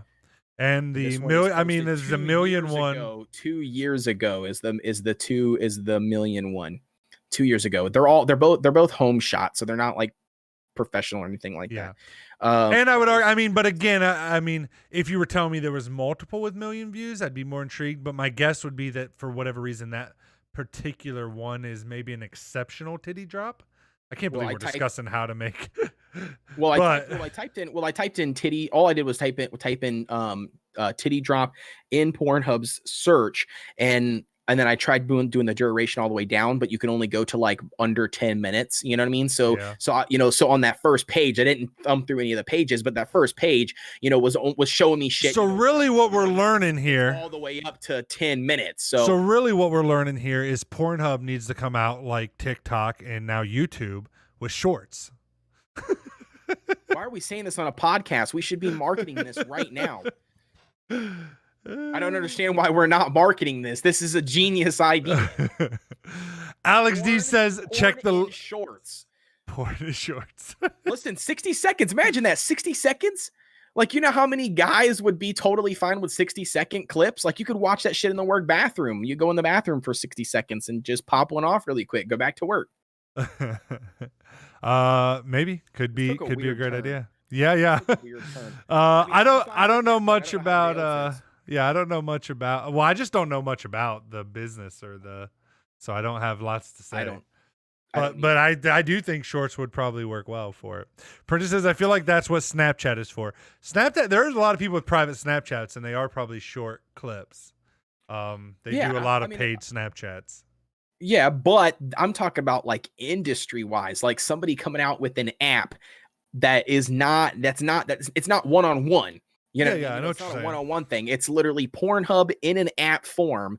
And all it is the videos that are being uploaded to there, whether it's from famous people to small, people, whoever, homemade stuff, all laid out to only be a cap of 60 seconds. Yeah. I mean, I actually think it's probably a good idea. That's all I got, though. I have no interest in pursuing. February 28th, 2021 at 8:25 CST. I'm going to tell you right now and put a date on it. Let's see in the future how long it takes for this to pop off. And then me and you are going to be sitting here like, damn, how much money could we have made by selling this idea, patenting this idea to somebody and selling this idea? And be like, I don't know if you could patent short videos. Well, maybe not short videos, but I don't think you could patent. No, because if so, then like YouTube wouldn't be able to do shorts right now, like against TikTok. It's kind of hard to patent things like that. Makes sense. Or to probably even get paid. I mean, and again, we could say it's our idea, but we're just getting the idea because we're also talking about TikTok and YouTube shorts. So technically, we're just applying it to a different industry. So again, I mean, I'm not saying it's not a great idea. I definitely think Pornhub should do it. I just have no interest in being in that industry personally. Nor do I have. I'm not interested in being in the industry either. I'm just saying, I mean, if there was a way to patent that shit, so then you own it. So then somebody can come knocking at your door, or somebody comes out with something, you could be like, like not without popping. I would think I think more nowadays. I don't think patents are as good. I think first to market's the play nowadays in 2021 going forward. So the true play would be if you actually thought it was a good idea and wanted to do it, would just be to get a developer and put out the app that did that. Yep. Hey, since we're already going down this rabbit hole and things are just awkward and weird anyways, about this whole thing, one thing that I've told people that they need to get on right away, dude, and I think it would be massive in the United States, would be running a VR brothel. A VR bra. Like listen, like literally like a full on building. Like you rent a space somewhere, right? They've got like full on like here locally, they've got VR like arcades, right? Where like you can go in, they've got like booths, set up. You could sit in there, you could do like the full body VRs, you could do all that stuff.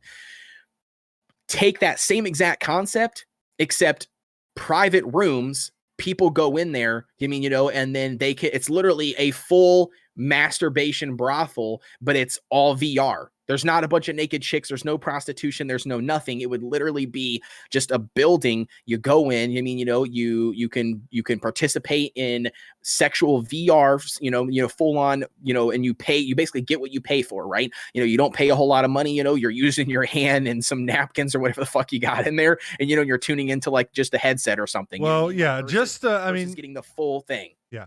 So just interrupt. So they already have, you can buy these for your home. They already have full kits where it's like an automated what are those called? Pocket pussies? I don't know the Yeah. actual term. Yep. Where they're automated with VR headsets and all that. VR porn already exists. And I do believe, even with some of the newer futuristic sex doll things they have, I'm pretty sure there's even already VR place where you can go and do that. I think that already exists, basically. I don't think there's a place that you can do I think that. they're Now, not in the United the other States, stuff- but I think there is. Correct. You're right. But I'm saying like all of those things do exist. You're right. But people have to have money to buy those things. So if you could offer something like that as an experience at cheaper than what a person can buy that outright for, I feel like people would fucking do it. I feel there's enough scum. Right. That's what I'm saying. I think that's what I'm saying. I think that already exists in other countries, but not here. Yes, yeah, correct. Be the first person to build that fucker here. And again, I'm not even saying it doesn't exist here. It might already exist here. But I would argue that that it's already pretty low cost of entry. I mean, especially with where VR is at now. I mean, the Quest 2 is a $300 product. Most gamers are already buying one. It's very quickly. I mean, the ones for your phones are like $99. Like even like the Google.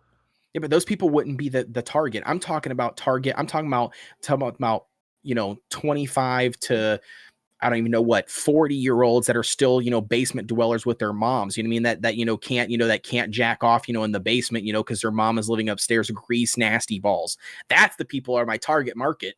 You know what I mean? Like I'm not targeting, these people who, buying it for gaming and buying for all this other shit, dude, I would never need something like that because I have, a computer. I've got, shit, set up and I'm perfectly satisfied with that in my wife, I wouldn't need that. I'm not a target. I'm not a person, of interest in that. I'm interested in the business aspect of money.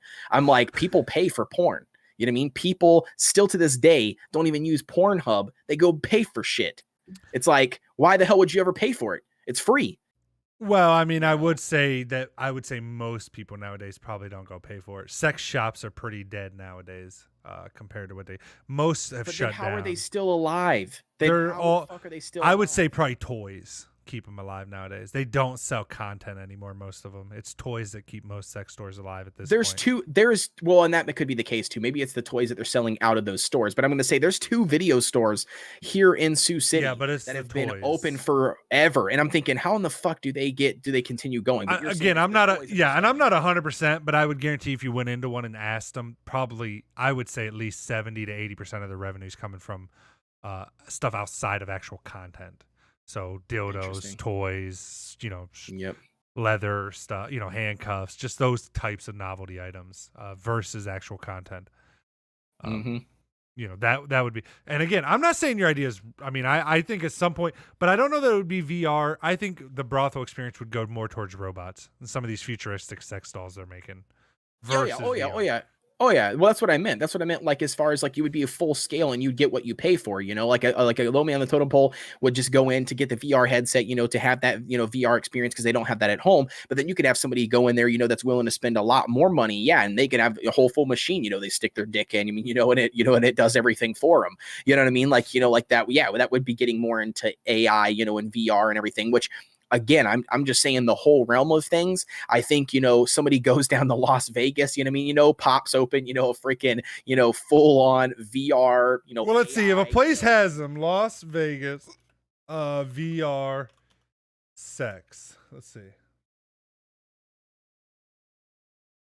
Sticking your junk into a machine. So this was in 2016. Las Vegas brothels.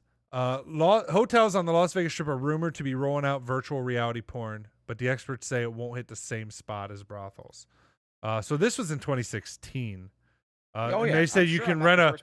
So this is they're rolling out. So it's saying hotels are using it as a room service option for $20 a night. So the porn studio, VR bangers, and headset maker Aurora Visor. So there's already a company that's making the stuff for this. They're rolling it into hotels. That's fucking smart too. Yeah, I mean, that's a smart thing that you could. So again, I would say it's probably already kind of out there. Alex says VR porn is already popping a lot. One guy I play hockey with is marketing for that industry, and accessories getting realistic. Princess Codations, I am very curious what all is in your mind. Princess says now you're gonna have people with VR machines stuck to them naked everywhere. You already read that one. And probably stuff online. People are too shy to go publicly in a store to get. Well, that's just. I mean, it's. in general for everything. More people do online shopping, but I still say yeah. most of what they sell is probably novelty items, lube, that kind of things.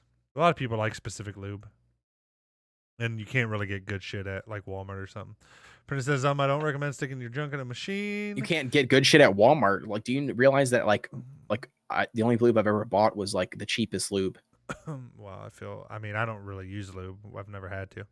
I mean, but what's the diff? I mean, I don't know. I guess this isn't even a sex podcast. We should probably not. Well, there is a big difference. I mean, if you've had like a good silicone based lube versus like a water based soluble, like what's the brand? Fucking KY jelly, like a water based. Glide. That's another one that's water based. Yeah, I think silicone based is a lot better. But what's the difference though? Like in the sense of like. I don't know. Well, I would say more with toys.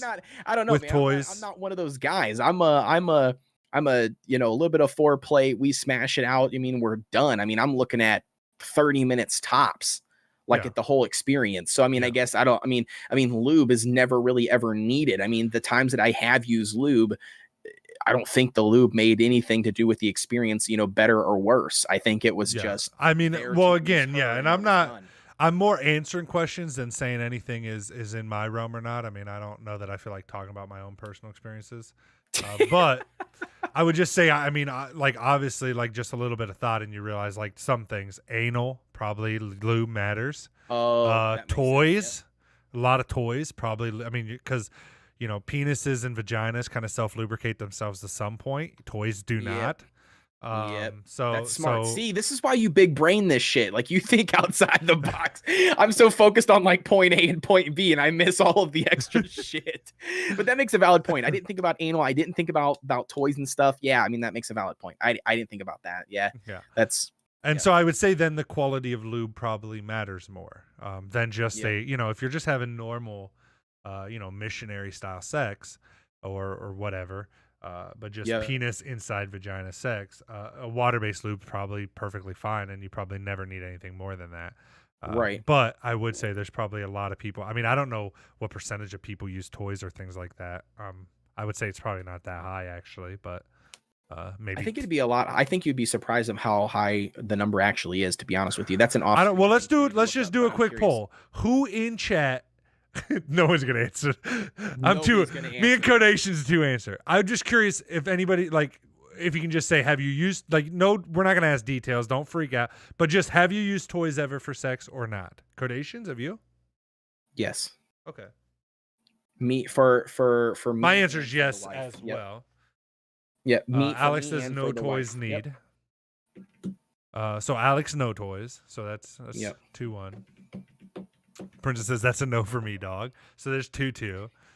So I would actually argue though, just knowing your personality, I'm not surprised either of us said yes, but I would bet most people are a no.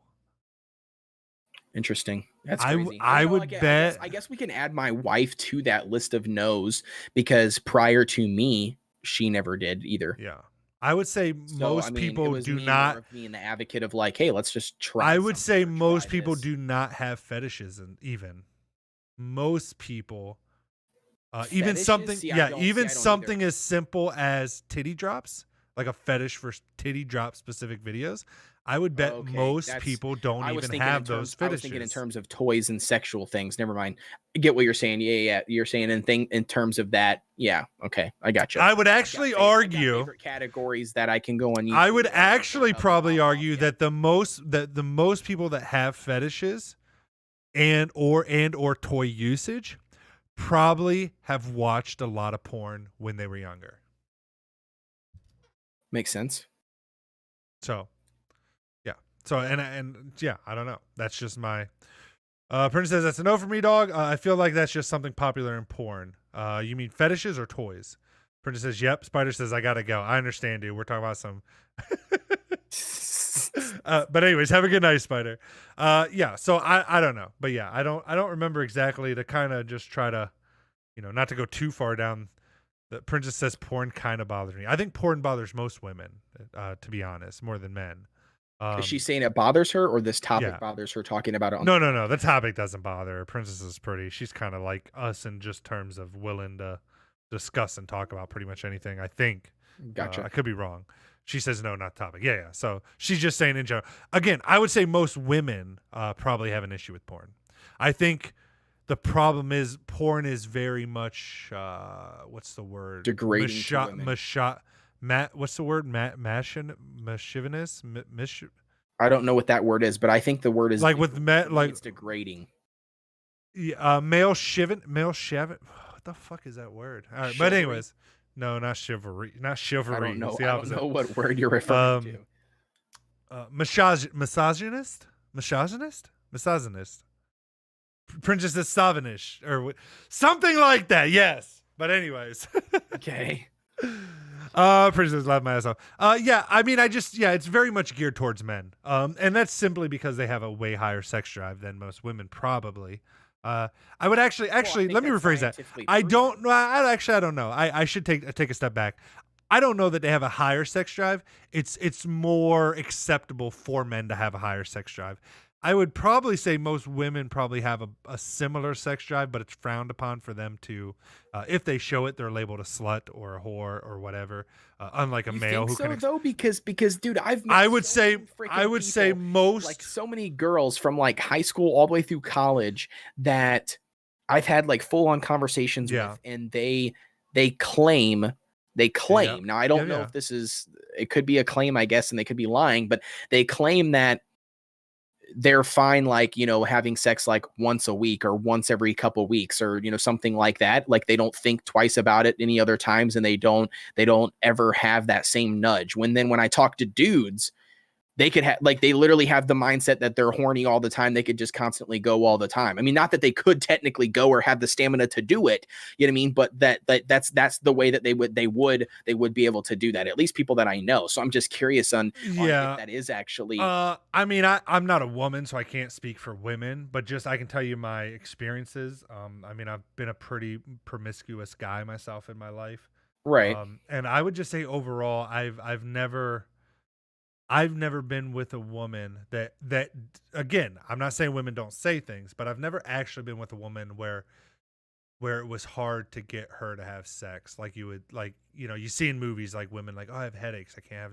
I've never actually run into that problem with I can't think of any girl where I've actually run into that problem with. Most time the girl's just as willing and just as eager. From my experiences, maybe I've just gotten lucky with every girl I dated. I don't fucking know. But right here on screen. Three. Yeah. My wife and past two exes, all in that line, in that direction. They've all are the exact same way. They don't don't want it a lot, or to a point where they just don't. I don't know. It just says headaches, laughing my ass off. Can I say? Yeah, no. I was just laughing at something. Princess says headaches, that used to be a thing all the time. Yeah. Okay. Yeah. Okay. I'm just gonna never mind. I'm not gonna. Yeah. No. I'm not saying headaches. I'm saying like in terms of no. I wasn't saying that. The drive. I don't know, man. It's hard to explain. Like it's weird. Like the drive just isn't there as it is for me. Now I'm gonna just put this out here. This could stem back to a thing that you said. You mean, in watching porn, as a younger kid. You mean, and being more adversed in that realm of things. Maybe that has made me more, sexually driven, I guess, than the normal person or the average person. Maybe that's part of it. You know what I mean? It could be, in reverse that direction. You know what I mean? Like, I'm not really sure. It's just, I'm just saying in terms of when I am ready and when I want to and how often I want to, the past three don't meet that demand. There's been a lot of like, okay, this is this or this is this, you know what I'm saying? You know what I mean? Yeah. Yep. I feel you. Yeah, I don't know. I don't know the answer to that. Like I said, I guess I've just been lucky. Princess says it's called chauvinist. Yes, that's the word I was looking for. Chauvinist. And then she said, it's not that bothers me. It's just how inaccurate it is to how people actually look in real life. Like, why do the guys have dicks 14 feet long? To make the guys feel jealous and inferior. You know, Yeah, like, but I what don't am I think that's supposed to always do the with my case, dude. 3 I've watched a inches? lot of porn that does not 14 inches or 12 inches or fucking massive dicks. I've seen a lot of porn that are regular size. It depends on what you're in, you know what I mean, what you watch, I guess. Maybe regular size for you, Codations, but it's still large for the rest of us. Codation, why are you throwing up gang signs talking about your 3? Got 3 on the board. And then she says, I'm not into it right now. My head hurts. Why is that so funny to me? I don't know, but that's actual, like, you see that excuse used in movies, like when women are mad at their men or something. Like, that's not, I'm not making that up, right, Oh, I'm Codations? too tired. That's Have you heard, like, the headache thing or tired. something? Like, the headache excuse? Not really the headache thing. No, not from. I'm not saying from a girl, but I'm saying in movies everybody or makes something. the joke of I'm too tired or I'm too stressed. Yeah, maybe out that's or what I was something. thinking of then. Maybe I was thinking of that I'm too tired or something. Yeah, I too don't know. tired, yeah, they always do though. You know, they always hold their head or they're always like, oh yeah, I'm too tired, like in the movies or whatever, you know, and then they just Yeah, kind of like fuck off or, you know, try to leave the guy hanging. Yeah. Or roll over, you know, Yeah. whatever the term is. But yeah, I don't know. I mean, I just think most women probably have. Let me put it this way. Maybe I said it wrong, but let me say this. I think most women have a higher sex drive than most men think women have a higher sex drive. Maybe it doesn't equal men's, but I think it's higher than they put off to men because of societal pressures. Of, again, if a girl came to you and she, like, let's say you met your wife and like you, like, let's be real here, because I'll be honest as a man. If I would have met my wife and she came out and the first, like, all she talked about was how much she fucking loves sex and wanted to have sex every day, I probably would think, this chick's a hoe. This chick's a whore. Like I would have that thought. Whether I would actually believe that or, like, I don't know. But I would bet I would have that thought. I would bet most men would have that thought. Yeah. Not that it's a right thought to have, but I just think society kind of conditions to look at women that are lovers of sex as hoes or whores. I just think that's what society puts on them. I mean, I think in that retrospect, yeah. I mean, I think if it was approached like that, yeah, for sure. I mean, I would definitely get that vibe. I mean, everybody would get that vibe for sure. But I think if that's discovered like afterwards, like, you're hanging out and talking and go on dates and stuff like that. I mean, that's discovered afterwards. Yeah. Once I wouldn't think of, well, yeah, 100% being a slut thing. 100%. Yeah. But I'm just talking about it. But I think it's just an adverse thing. The first time you meet her and she's like, but oh I don't think, blah, blah, blah. Yeah. I don't think that changes in a girl's mind. I don't think they get to a point. Like, okay, this is a stupid example, but let me even use this. Who farted first in front of the other person in your relationship? She did. Really? Yeah. I'm actually shocked. I would actually, again, argue that it's probably the other way around 90% of the time. You're just the anomaly I'm finding in life, dude. You're just the. I would argue that most of the time the guy's probably going to do it first, and same reason. Women are conditioned to think that they cannot do anything that gives the impression that they're. I don't know the word to use, but. Do you want to know what's funny though? We're on this topic. Like sure. you just said, do you know what's funny? I don't fart like that. Okay. Like, well, ever. Yeah. I mean, like, okay. Ever. Like I think it's completely disgusting. Like I've even gotten to the point before where my wife thinks it's funny. She jokes and laughs about it. Her dad, it farts all the time, thinks it's funny and stuff. I think it's absolutely gross. Like I get grossed out by it. Like there's been to a point where like I've covered her entire shorts with like aerosol can and like brought her to tears because it was like way too far. Like I got like that grossed out to the point where like I just like went to like a step further and like soaked her entire shorts. Like I'm talking about every aspect, like front, back, side, everything on the couch. Soak those fuckers. Like they were dripping with fucking Febreze. Okay, like so again, you're the anomaly. Right, but you're the anomaly. I would argue most couples probably fart in front of each other. It's after they've been together for a certain amount of time. But I would argue 9 out of 10 times it's the guy that farts or burps or whatever in front of the female. It's the guy that shows those sides first. It's probably the guy that poops with the bathroom door open first in the relationship. It's probably the guy that like so again, my point is I just think you know, and I don't remember exactly. I know I don't remember exactly how we got on all this. I said something and I kind of backtracked a little bit to say all this because I feel like Yeah, what but I I get what you're originally saying. said We're talking about was the sexual not. drive. Yeah. Yeah, yeah. So yeah, but I'm saying I said something that because I think I said something about, you know, I don't know. But anyways, my point being, I just don't think what I said earlier, whatever it was that I can't remember right this second, is true. And actually, I think it's true that women get suppressed a lot in that stuff quite often. Oh yeah. No, you're completely right. No, Brendan says, I've told Romeo if I. Go You ahead. and the wife are all ass backwards on everything, though, man. I mean, like when it comes to that kind of stuff. I mean, she was the first person, you know, to pee and shit with the door open. You know what I mean? Like I still don't shit with the door open. I find it super weird and strange. So, like, I mean, we've been married since 2017. We've been together for 8 years, so I still don't shit in the door open. Like, it's just weird to me. You know, it's just, you know, there's that, you know, I do all of the cooking. She was never in the kitchen, you know, growing up, you know what I mean? So like, I enjoy cooking. Like I do all of the cooking. She doesn't.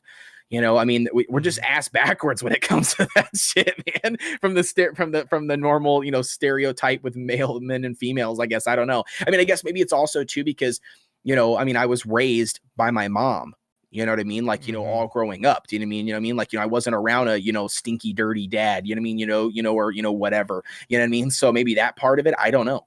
I mean, I got weird things like that. I mean, I'm kind of preppy, you know what I mean? You know, in that sense, you know, I mean, like I don't look preppy with my beard, you know what I mean? But I mean, like I'm preppy as in like, I don't know, dude, it's weird. Like speaking of sex, we're on the same topic. We might as well go ahead and keep on diving deeper. Every time we have sex, I always shower.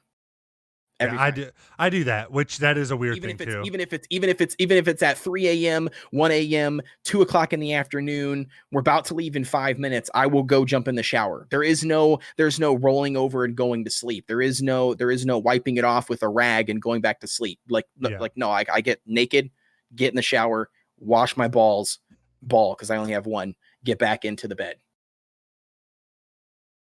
See what I'm saying? It's weird. You only have one ball?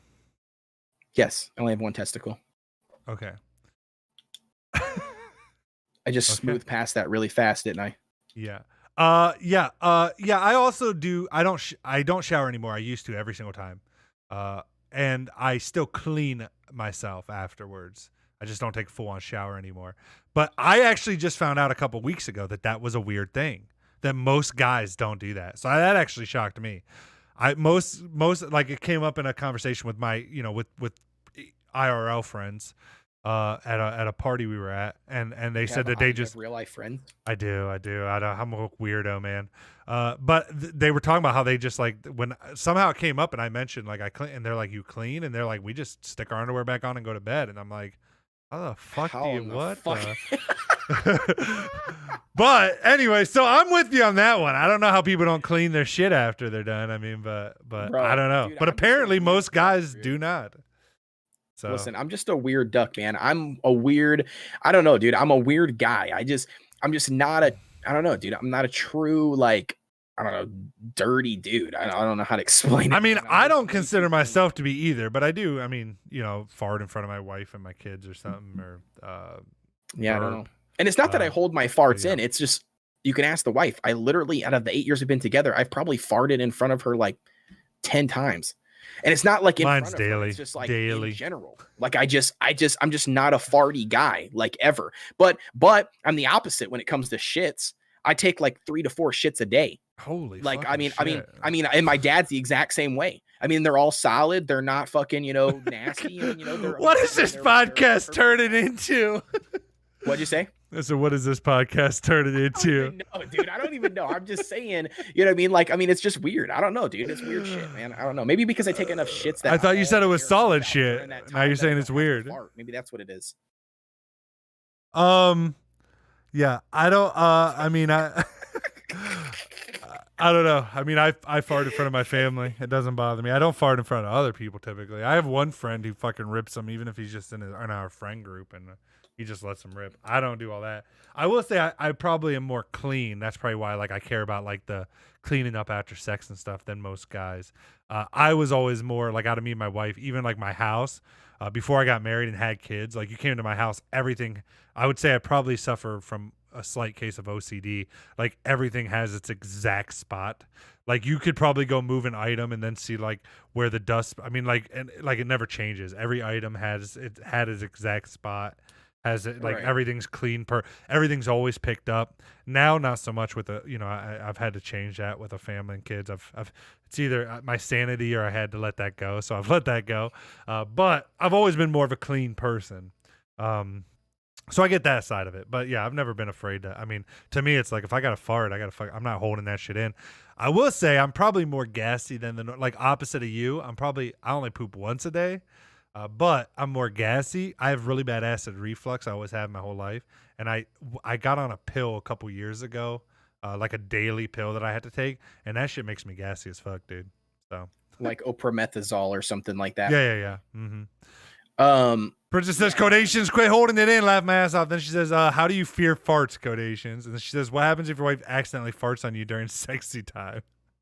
Well, that's happened numerous times. And when that's happened, it's always been like are you fucking kidding me? How dare you accidentally fart, you bitch? I mean, it doesn't affect anything because like I said, I'm a horn dog. So I mean, I'm still going to continue going.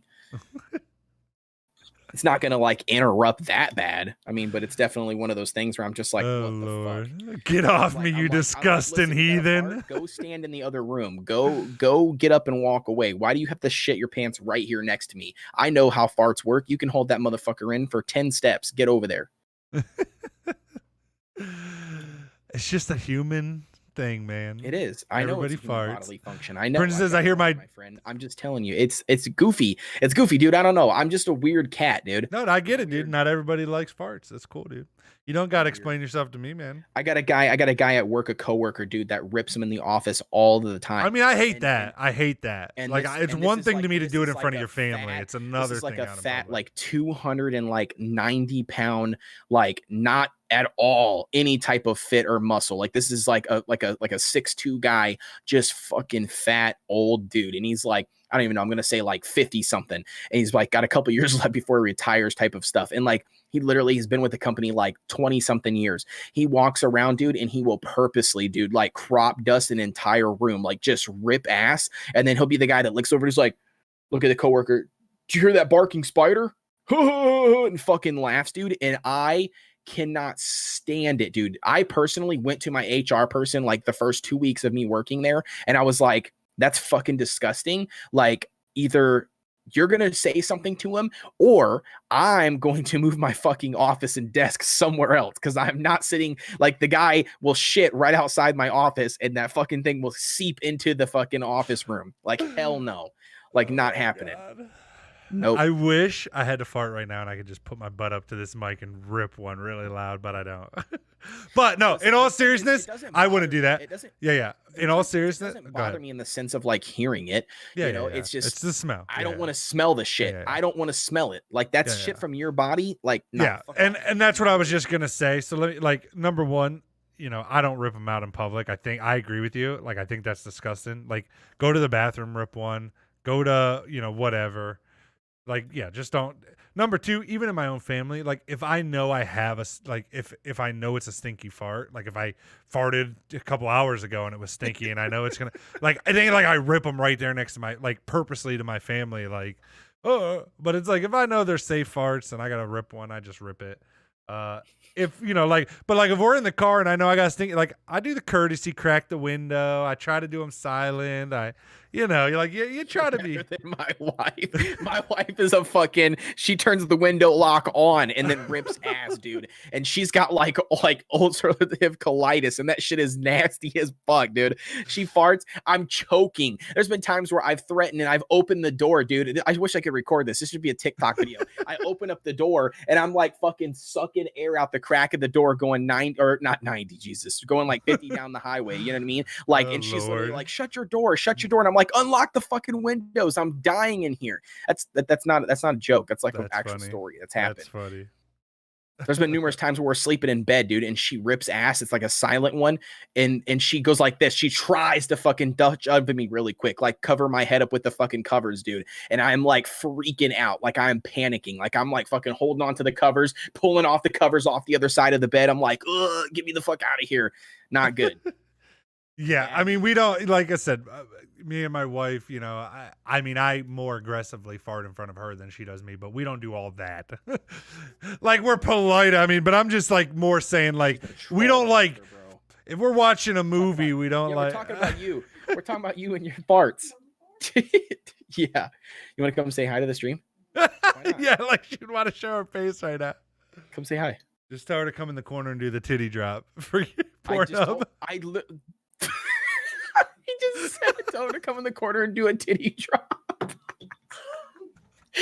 No shit, she just showed me her titties. I'm not joking. She literally just showed me her titties. As you said that, on point, and that's why she's literally laughing right now. She's like, get the fuck out. I'm like, that's literally what he just said right here at the exact same time. He's got a camera in here. He's spying on us. He knows what the fuck's going on. Oh Lord, that's too funny. That's fucking hilarious. Now she's looking around the room, flashing her titties. So hopefully that you got a camera somewhere checking them out. Would just tell her to don't actually do it on screen, so I don't want to get banned. Don't tell Becca. Princess says there's a trend on TikTok of people putting mics next to dogs' butts and them farting. Oh gosh, dude. Yeah, that doesn't sound pleasing. Speaking of farting montages, didn't you remember that guy that was a while ago? This is before we ever did podcasts. But did you ever see that guy that got fired from his security job because he was doing farting on YouTube? No.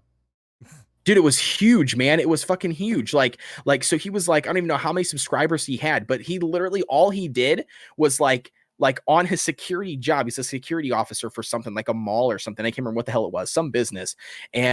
And like a big, huge company. And so he was like literally going out to the car. Yeah, Princess. And I'll tell you why in a second.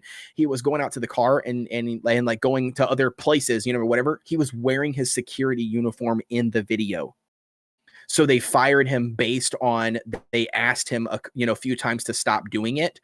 And because of his followers and because his channel was, as big as it was, I'm assuming he was making money. They ended up firing him because of it, because he was utilizing their logo and attire in his video. And they didn't want to associate whatever the brand was, with that. Yep. I can't remember his name. I'll actually Google it here. Yeah, I don't know that you can blame the company, to be honest. I mean, I don't, if I had I don't know that you could blame the company for that. Yeah. No, I understand it. I mean, I get it. They don't want that tied to their brand, which makes sense. But I'm just saying, like, that was why he got fired. Fired. Yeah, I didn't hear about it. For farting right here, for farting at work. I will say fart porn. His channel name is Paul Flart, like Paul Blart. Oh, that's funny. From the mall cop. That's funny. Yeah, he's a security guard. I would say fart porn is probably bigger than titty drop porn. Fart porn? Yeah. The fuck are you talking about? I've never even heard of this. Like videos of naked people farting. What do you mean? Yeah, but like, how does that? I don't understand how that's porn. Well, they're naked, so that makes it porn.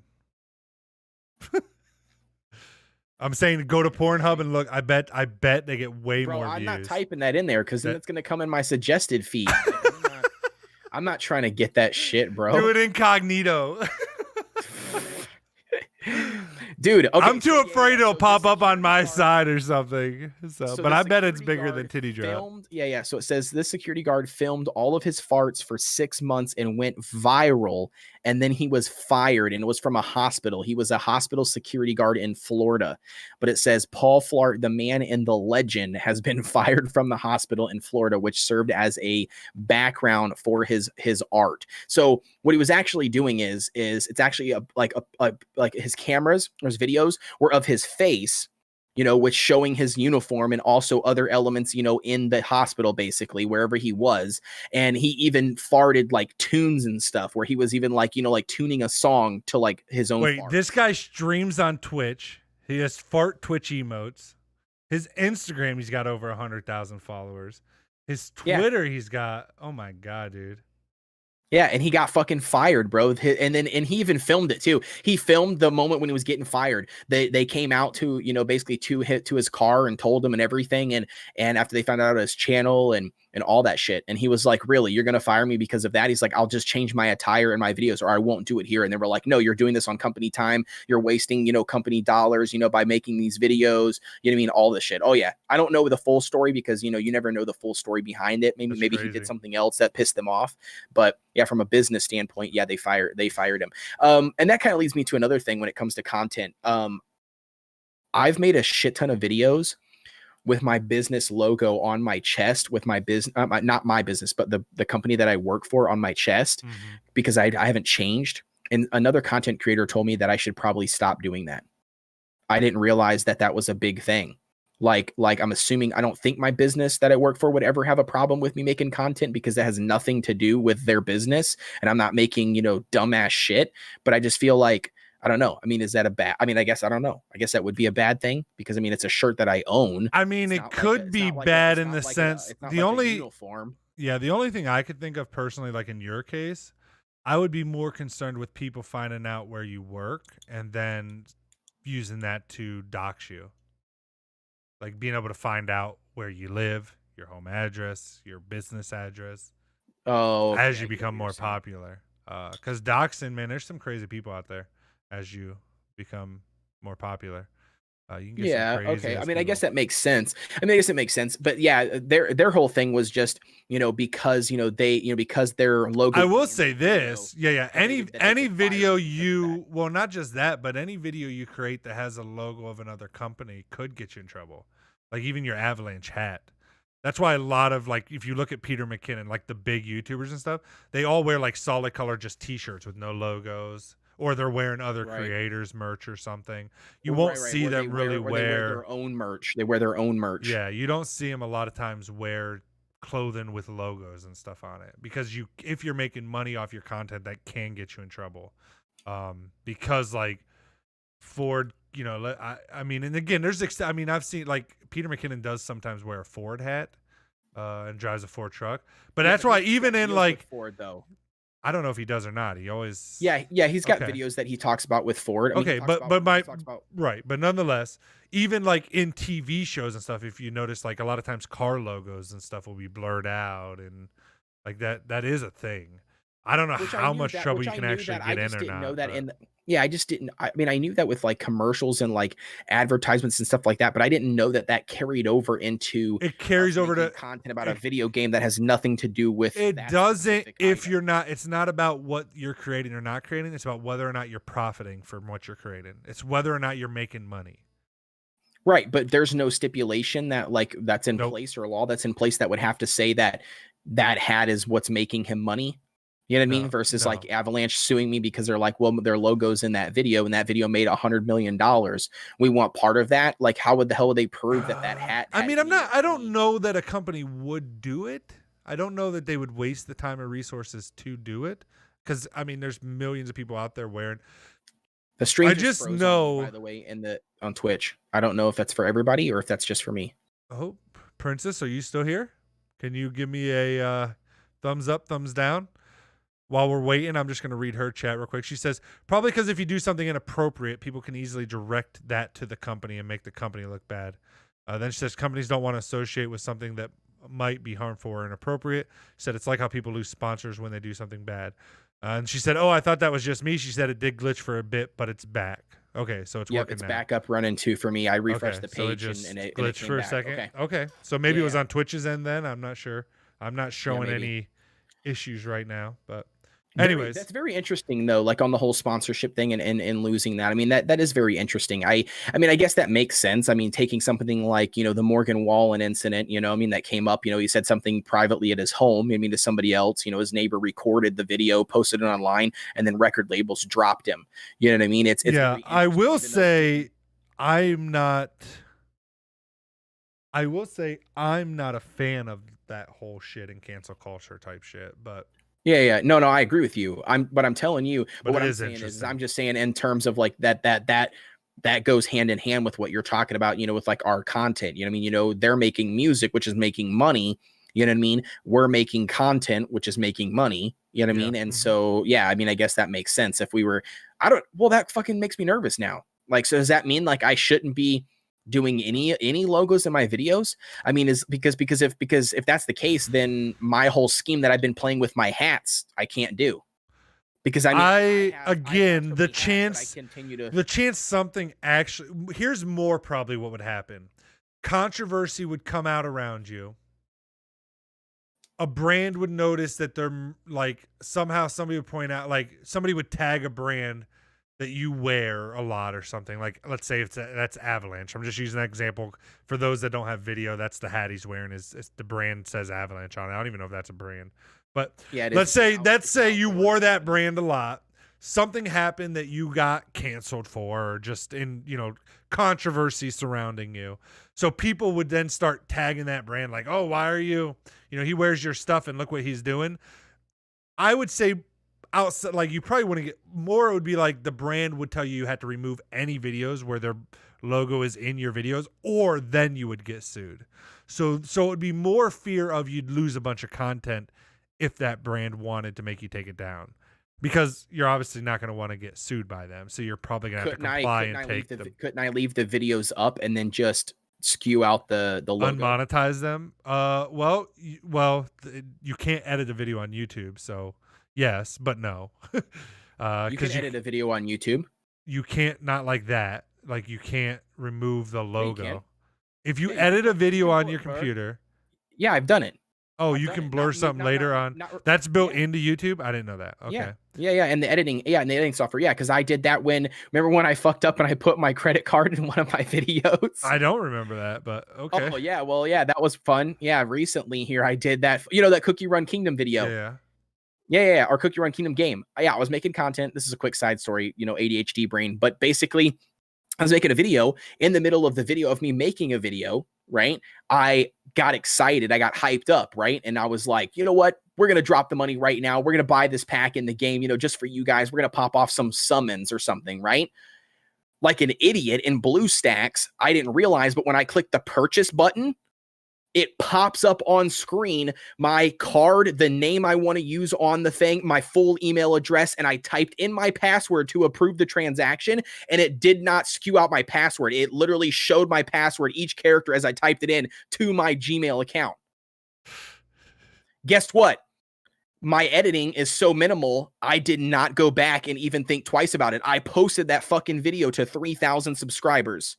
Oh my God. Within I don't know, 60 seconds, within at least within a minute, I had 2 content creators that watch my stuff that are bigger channels than me instantly text me, call me on my phone, hit me up on Discord instantly, and was like, shut it down. Your information is displayed in that video. And I'm like, no fucking way. And I was at like 200 views already. And I was like, oh my God, dude. So like I instantly, rushed to work, canceled the card, got all my stuff added in, changed my passwords to everything. I used that same password for multiple accounts. Oh, it was a mess. It was an absolute mess. But in order to fix that, I had 2 options, right? Drop the video.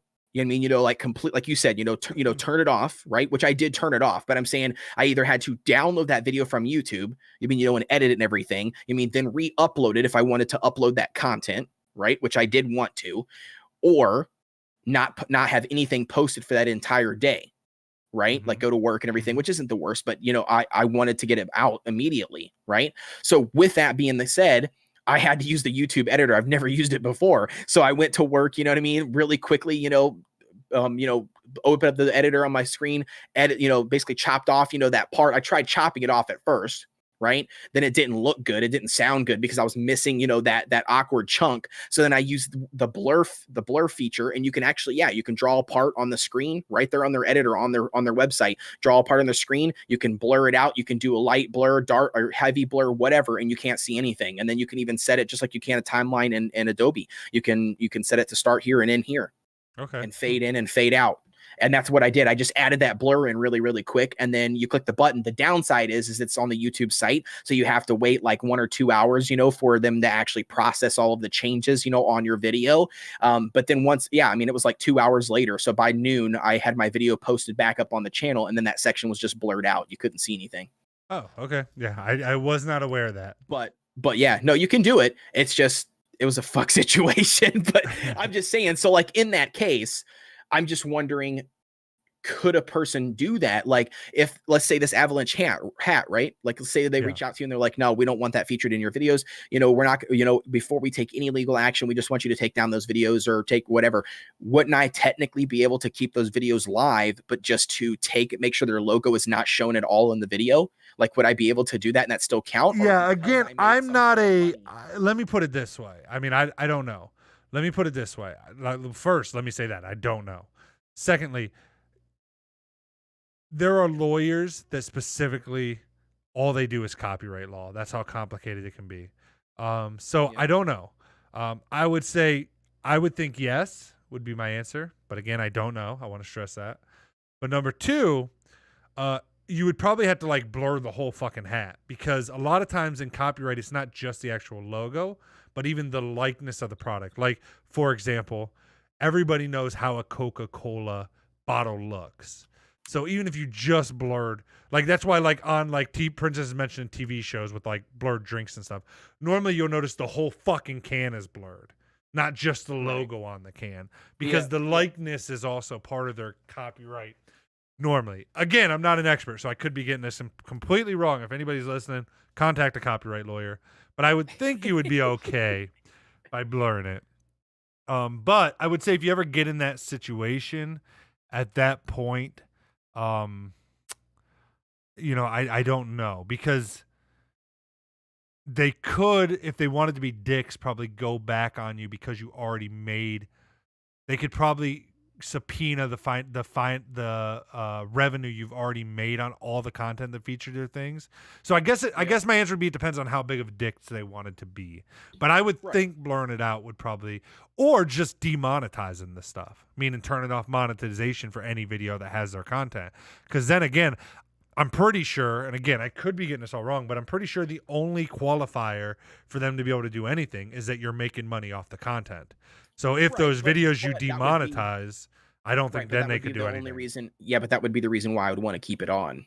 You know what I mean? Like, if I was going to demonetize it, maybe right now, but I would argue that would change in the future when you're making a full-time living and the old videos probably aren't bringing in your income anyways, and it's more of this nostalgia of being able to keep the content you've created. You're probably not as much going to care about that, and it might just be that the easiest thing would just be to go turn off the monetization for those videos. Yeah, which makes sense. And then just not do it going forward. Probably. Right. Which makes sense. Now, what about flipping roles here? Now, what about when somebody contacts me? Because I've already done this once too, where not contacts me, but I get that stupid copyright thing, on YouTube for music playing. Yeah. And so I had a live stream going, you know what I mean? And I got one of those notices, not a copyright strike, just saying, hey, this song belongs to somebody else. Copyright ID. And it's, Yeah, exactly. So I got that before. But and so what I did, and it fixed it, because you know how it pops up that notice, right? I mean, and it wants you to do something. You can't turn on monetization. You can't. Oh, don't tell me you did discodations. So you dumbass. listen. So I went to the edit thing. Yeah. So I went to the edit thing, and then it just happened to be, it tells you what songs it is. You know what I mean? So it just happened to be the last like 4 minutes of the live stream. So I just edit the live stream. You see what I'm saying? And look, and I just trimmed it back like 5 minutes to where that song is not even in that video. Okay. And then when I saved it, right? Like, I mean, it's no longer there. Yep. And then when I saved it, the notice went away off of YouTube. It was no longer there. Yep. Yeah. That's fine. But that's okay, because what I'm wondering is because the whole principle was I can still keep the monetization on that video, you know what I mean, or that live stream, do you know what I mean? Yeah, as long as that song's not on there anymore. The reason why I was asking is how does that work? Because if I've already made money on it, you know what I mean? Does that mean that money that I made on it did go to that person, like the thing says? From my understanding, yes. So until you processed it and then they re-enabled monetization for you, any monetization prior to that should have went to the copyright ID holder, and I believe that's how it works. Again, I'm not 100% certain, but I'm pretty sure that's how it works. So anything up to where you made that edit, any money's raised up to that point and it got claimed, that money, like let's say 1,000 views got on that video, that went to the content ID holder, and then after you edited it, then any views from that point forward, you would have got the revenue for. So then let me ask you this. So then, like, would there be any I mean, I guess my next statement would be then why not why. Is there any grounds for anything else? Meaning, like when you get that ID, No. I'm assuming that's not a person saying, "Hey, that's my shit." That's the YouTube automatically detecting something, correct? It's the music labels automatically detecting something and then submitting the content ID to YouTube. YouTube has the content ID system, and the only way when YouTube was created, they ran into the problem like how Twitch has been running into the DMCA problem. YouTube ran into the problem when they were early on of everything was getting DMCA'd. So if you get everything gets DMCA'd, it means it has to completely come off the website. The video can't even exist. So the way around this was YouTube worked out deals with the music industry so that instead of them pulling down the content, which hurts YouTube, instead any revenue from that video would go to them instead. So then the music people are like, okay, well, yeah, keep the video up then. We get all the revenue from that video. So people are out here creating videos and we're getting all the revenue from it because it has our song. So that was how YouTube solved the DMCA problems that they had early on. Okay. That a lot of sites, like Princess just mentioned in the chat, she said, "Oh my God, did I tell you that I got on Twitter that I got a copyright strike on Twitter for an old ass video from 2019?" She said, "Laughing my ass off. Twitter had locked my account." So exactly, YouTube is actually one of the only sites that has that feature. Most sites you'll just get a copyright strike, which you can get on YouTube, but it's pretty rare. Because they'd rather just collect the revenue. If you get copyright strikes, normally 3 of them, then your account gets banned completely, and that's lifetime. They don't go away. That's how it used to be on YouTube till they came out with Content ID. Strikes were a huge issue because if even big creators, they'd get a strike could never go away.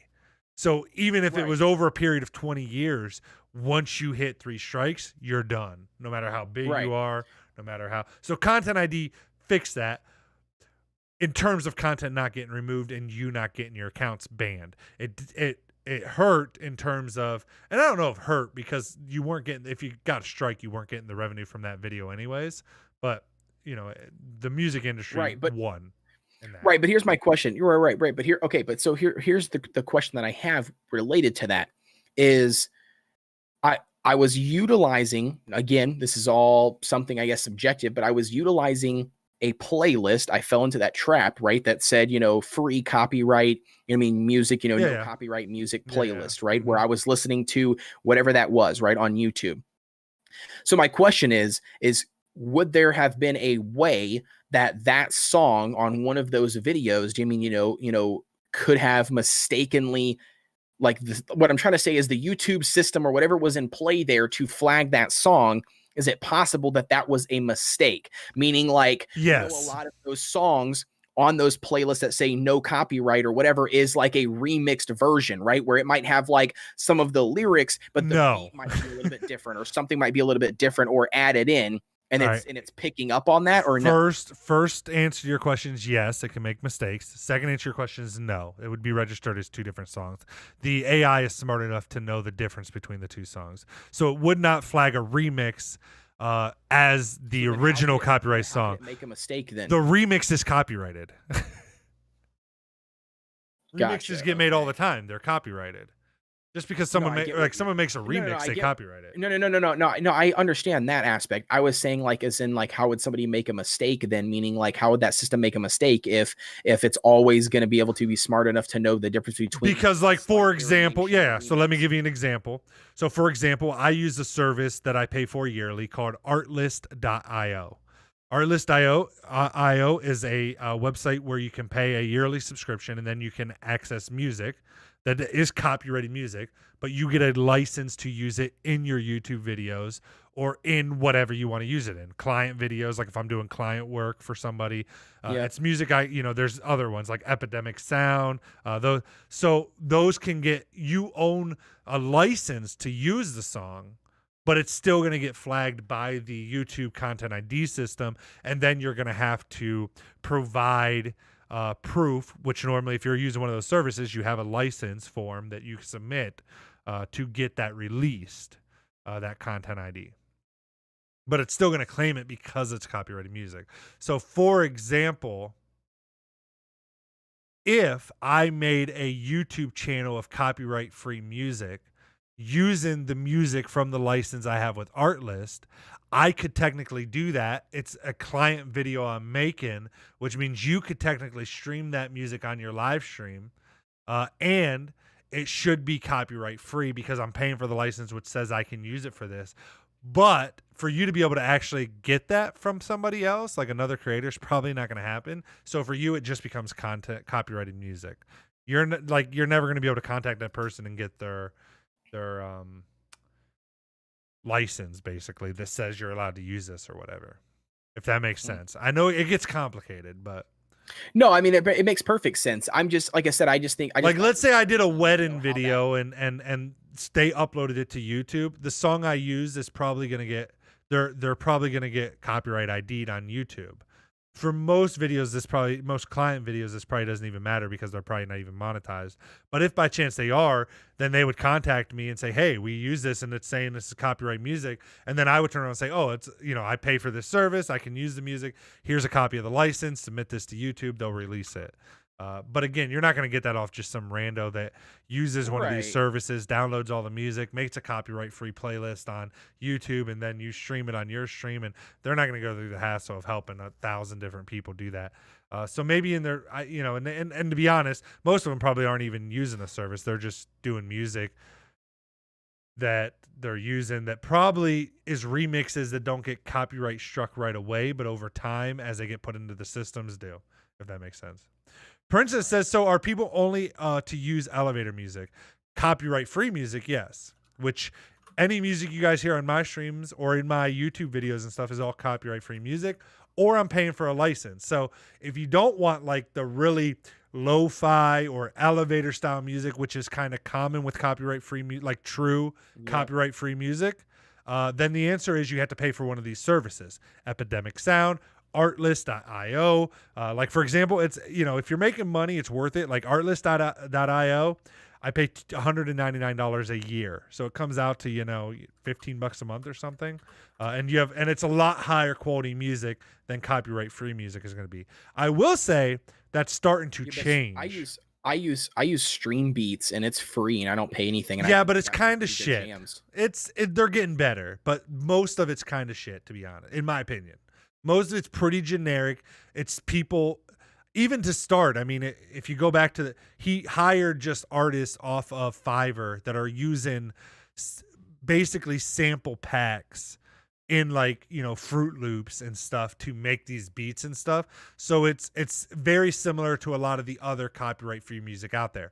They are starting, now that it's become successful and he's making a lot of money from the business, and this is not a knock at him. I mean, he's providing the service that streamers needed, but I'm just saying most of the early stuff is very generic. They did just release a new album. It's a rock album that he's actually hired an actual audio engineer now, or I don't know the guy's official role, but a full-time guy like that. And they reduce, and he's a guitarist, electric guitarist. Well, any guitarist, I guess he would play acoustic too, but specifically he does electric guitar. And they created a rock album, of all their own music, lyrics in some of it as well. So the quality has definitely jumped up tremendously with probably the last couple album releases that they've done. And I think they're trying to do one every other month or something, a new album release. But a lot of the early stuff is pretty generic still. And I would say most people are going to be like Princess and call it elevator music or lo-fi beats. It's not very high. What I would say would be high quality. And I don't mean that again as a knock.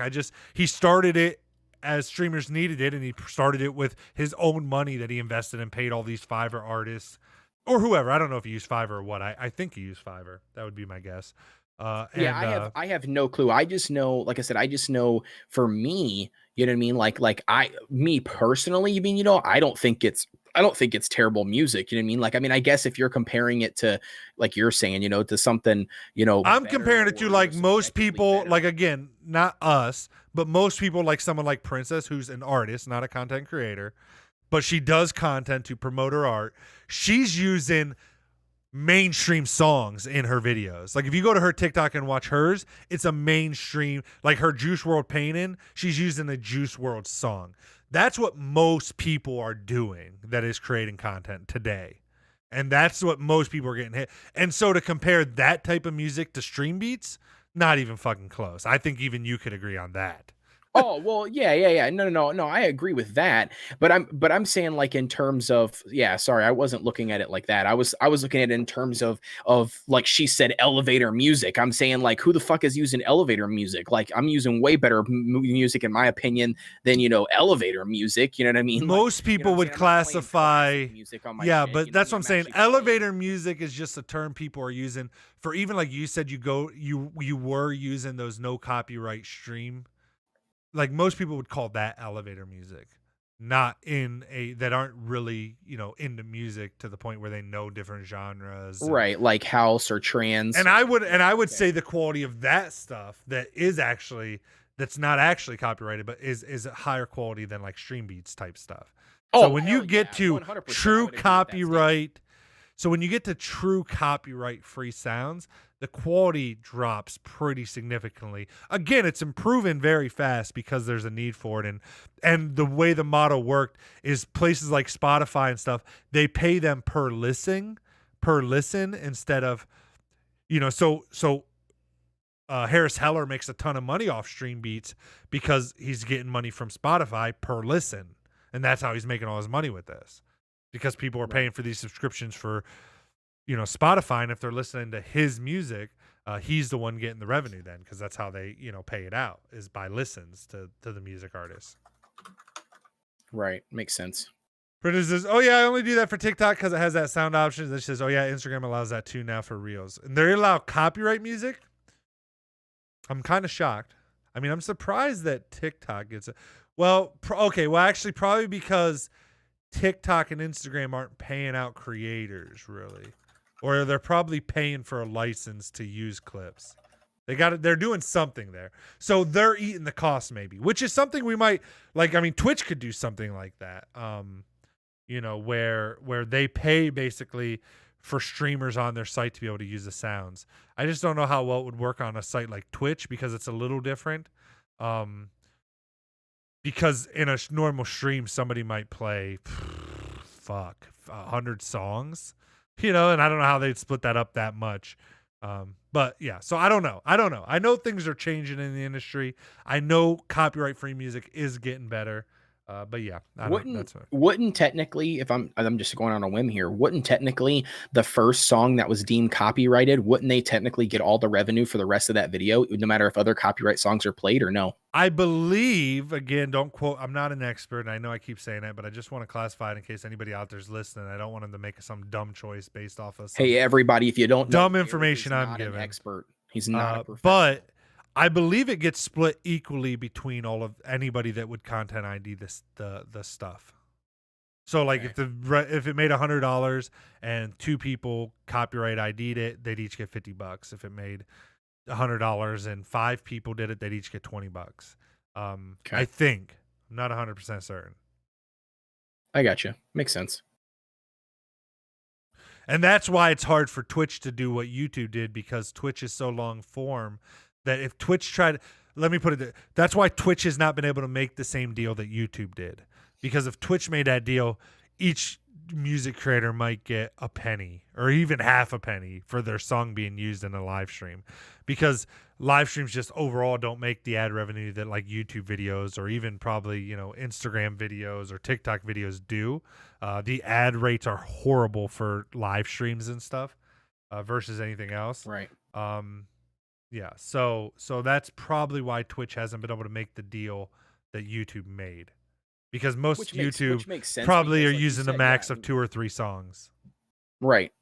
Exactly. Nope. I completely get that. And that makes sense. Yeah. Like I said, I mean, I pretty much just started using stream beats. You know what I mean? Like that's pretty much what I ended up doing, because I did find out about those paid sites, where you can pay like a subscription, you know what I mean, yearly or monthly or whatever, to get that free music. I know that YouTube also has their built-in, audio, content creator library, that you can, which is good for sound effects. They have a lot of good sound effects in there, free sound effects that are copyright free.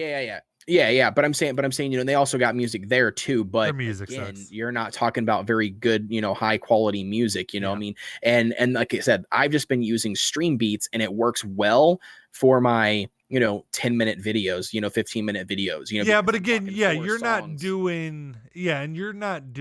using it more just as a track in the background, lightly Right. played. Like in my videos, like in my YouTubes, if you notice when you watch some of them, like you'll notice like suspense music that builds to something in like one of the scary videos. That music's not in the game actually a lot of times, or those sound effects aren't in the games that get added. They're being pulled from that artlist site. Gotcha. But like Makes that, like sense. but they so they're and you'll notice the music, like even before the song would be over, the music changes more rapidly in those videos. So I'm using parts of songs and parts of, so it's a lot higher quality stuff, and that. But again, it doesn't make sense to pay for it till you get to that point. Stream Beats is great for starting out, just like a T669 microphone is great for starting out, just like a C920 is great for starting out. You got to start somewhere. And I'm not Right. knocking. Again, I don't, because not that Harris Heller probably ever listens to my shit. Just name dropped him. Now he's gonna be on it. Now he's gonna But you're gonna be the if by next person chance he he's gonna drop does, in a Twitter or in a somebody tweet. wants, before somebody runs over and ats him, like, oh, Derek's talking shit about you. I'm not talking shit on a service. I think it's a great service. I use it. The starting music of my live streams is his synthwave album. I do think it's basic music. Again, I think he's making more advanced stuff now, which is sweet and awesome for creators, and he's making a shitload of money doing it. It was a great business idea, and he's helping people. Win-win. So not talking shit, just saying it. The start of it was pretty basic music, but it was needed for streamers. Came at a good time. Makes sense. And he's not the only one that, like, I know Roberto Blake. You know him, right? The YouTube guy. He's a black gentleman that does like YouTube, like he does stuff with Nick Nimmin a lot and some of those other creators, like does like YouTube video. But he started a separate channel where he's doing no copyright music on YouTube, and has some pretty good tracks coming out and stuff. So again, Gotcha, more very options cool. are coming out. I had a random message from somebody small. I've got their channel added on there, but I had a random message on Discord the other day. I think they're in my Discord or they're in one of the Discords. We've got some mutual Discord from somewhere. And they had sent me a link to their actual YouTube channel. And they weren't very big. I mean, they had like maybe 1,000 subscribers or something like that, like just right there. They might have had maybe 20 videos or something, but they were making stream beat quality, you know what I mean? Like, beats or, background music or whatever. And he basically sent me, no joke, sent me an actual license. Like he sent me like an actual like PDF of his license and said that I was free to use his music, through any of my videos or anything like that. And I think it was more or less, he, like a shout, like me, me using it, shouting him out to help grow it, to help grow his stuff. Yeah, exactly. Because then people say, oh, where do you get your music from? And then yeah. And even Stream Beats, you can download an actual real license that was created by real lawyers that say you're free to use the music however you want in case you do get content ID'd. And I will say, because they were first to market, I imagine that Stream Beats going into the future, continuing to go into the future, because again, their rock album's pretty solid that they just released. But going into the future, I mean, they're unless he does something stupid, I assume the quality of his stuff's just going to keep going up, and he's already got a leg up on people. But do you think he'll ever charge, or do you think he will lay the platform free? But it's not free. He's making money. He's getting paid big bucks from. He did a revenue stream. I think it was like, now it's up to making like, this might be crazy. Maybe I'm wrong, but I think he said like $50,000 a month he's making off Stream Beats right now. But what is he? Is it just like ad revenue? Is that what he's making money off of? Not ad revenue. Spotify plays. Spotify model works, but you could upload a video or a song to Spotify. Every play it gets, you might earn a penny. Gotcha. Okay, because the way it's like he's not making a shit ton of money on YouTube. He's making a shit ton of money off of Spotify, and then he's also making whatever he's making on them videos being on YouTube too. I'm assuming, because if those videos are getting a lot more attraction, he's probably making more there. Yeah, and I would imagine, I don't know how much people know about Harris Heller and stuff that might be listening to this, or even yourself, but him and his wife, before he got into gaming and became a gaming creator, they were musicians. So I would imagine they used to do a lot of covers and stuff together. And if you notice with the release of this rock album, they did actual music videos for the rock album. Him and his and the singer that he has, which the singer is the audio engineer or whatever that he hired. Again, I don't know the title. I would imagine as this continues, you even see his wife join in on that, and they make full-fledged music videos, and that becomes a whole separate YouTube channel of just music videos around these songs. As these songs get more and more popular because more and more people hear them on people's live streams on Twitch. Yep. Makes sense. And that becomes a whole another model where they earn money through themselves. I don't know if he even has that plan or not, but I'm just saying that wouldn't surprise me. But yeah, he makes the majority of money comes from Spotify plays, because that's how Spotify, everybody pays Spotify a monthly fee. They pay out to whoever, like even a song like again, I used Juice WRLD earlier. So every time a Juice WRLD song gets played, that's, owner, the copyright holder of that song gets so much cents per play. Whether that's a quarter of a cent or half a cent or whatever it equals out to. That's how their arrangement is, versus the old school. Anything on Spotify? Yes. Dude, that's a fucking no-brainer, dude, for anybody making money or anybody making music. Well, and that's where, but the problems, again, it's just like everything else. Your quality has to equal it. Harris's quality probably, like if it was just him uploading music, I don't know that it would have been as successful. It was him uploading music at the right time that the gaming industry needed it, because Twitch really started and he had already released it before the whole DMCA stuff on Twitch, but that I think really accelerated the business for him. I think he saw what was coming, because you saw it in a lot of other social, he's a smart business guy. So not to discredit that. So I think he saw what was coming. I think he got prepared for it. If he was just putting that early music on Spotify without having the platform to market it to a bunch of gamers because again, how many cents you earn per song play is actually not that high on Spotify. So to make any real amount of money, like if you upload it, you got to get lots of plays. But the thing about a live stream is it's a lot of hours of playing music in the background. So it ends up being a lot of fucking plays. Yeah, but I'm thinking in terms of I'm thinking in that scheme. I don't mean like anybody making music out there for anything, some Joe Schmo sitting in a bedroom, trumming his guitar, making music. Like I'm talking about specifically for that niche, for that specific, for that specific target market, like for instance, gamers. Targeting. Well, that's already happening. Huge, he was just, that's what I'm saying. Huge, he just jumped on it. Getting in contact with that guy, just like that guy did to me, and being like, hey, here's my music. You're free to use it. Do whatever you want to do with it. Is all I ask, if you don't mind, popping off. If anybody asks, where you get your music from, that'd be sweet to send them my way. Doing something like that and then throwing it on Spotify would be huge. Yeah, but that already has happened. That's how. Okay, like Lil Nas X is a huge pop star idol, but he grew. So it was all through social media and Spotify. That's how he became he didn't make it through the normal means. A lot of these new artists and stuff they come from Spotify. And even like Casey Neistat, he used music all the time in his vlogs, and you always notice a credit at the end. It was the same thing. It was these music people saying, hey, here's some of my songs. If you like them, you can use them free of charge.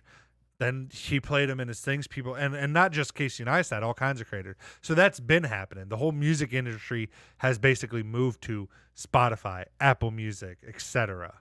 And it now works off this model of the song owners make per play. They don't sell albums anymore. I mean, they do, but it's a small amount. But it's per plays on these platforms. Those avenues than they are selling a CD off a shelf, basically. I don't even know if it's more money, because albums used to sell $15-$20 per CD or something, but it's just how the models went. I don't know if it's more money or not. That I don't know. But that's where it went. So that's how they make their money now. And a lot of just like most things, the people that wanted to hold on to CDs and stuff, and they didn't want to create deals with Spotify, then you have these people like you're seeing, like Lil Nas X and stuff that comes onto social media. They make their content like that for the cheaper price, and then they do really well. Why is my Fitbit was buzzing on my arm like crazy. But yeah, so yeah, that's been happening. But Princess says that fart guy should make a Spotify for fart sounds. There You are should. fart sounds on Spotify, and that person that put them on there are probably making a lot of money if they have the popular ones. But Well, that guy should put it on there and call it Paul Flart's fart channel, because he would make probably all of his followers go over there and they can tune into. I would bet he has a. I would almost bet he might even have a Spotify. It wouldn't shock me. Wouldn't shock me one bit. All right, but with that said, Princess left You my ready to fucking get out of ass here? off the squealing sounds. Yeah, I think we've done discussed enough for the night. My throat's getting a little raw here, and I think Sounds that was good. a good ending topic. We were able to move away from the farts overall, and we kept throwing them back in throughout the night, and the whole sex talk. So we went through a whole wide range. We started off with where we were at again, kind of with our channels, moved into sex and farting, then then we moved into music and copyrights and stuff. Yep. So it was a good solid episode in my opinion. Really good episode. So, but before we do end, per usual, Princess says, oh, by the way, before we do our shout outs at the end though here, Princess says, hey, my video is at 70,000 views now. Holy shit, it just like doubled, didn't it, since we have started this stream? Yeah. So yeah, Codations, you should be on TikTok, man. Anybody else listening? Because I'll tell you, I would almost bet that there's only about 3 more months of this types of views and stuff on TikTok until it's done. I would say you got about 3 solid months left of stuff being able to blow up fairly easy on TikTok before it's done and becomes just like every other social media, and then you got to wait for the next new one. Prince says doesn't hurt to try and experiment with it. It's actually really fun. Yeah, I'm enjoying it.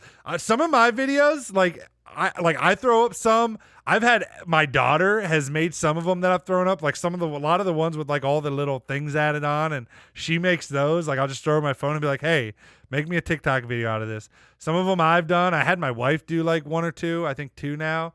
I've just experimented with it. Some have done well, some have not done well. I think I asked you this last time before we hop out of here. I don't want to hold you too long, but do you edit those videos and then upload them to TikTok, or do you just do all the editing on the video on the TikTok app? I have it, so it's just a clip from one of my edits.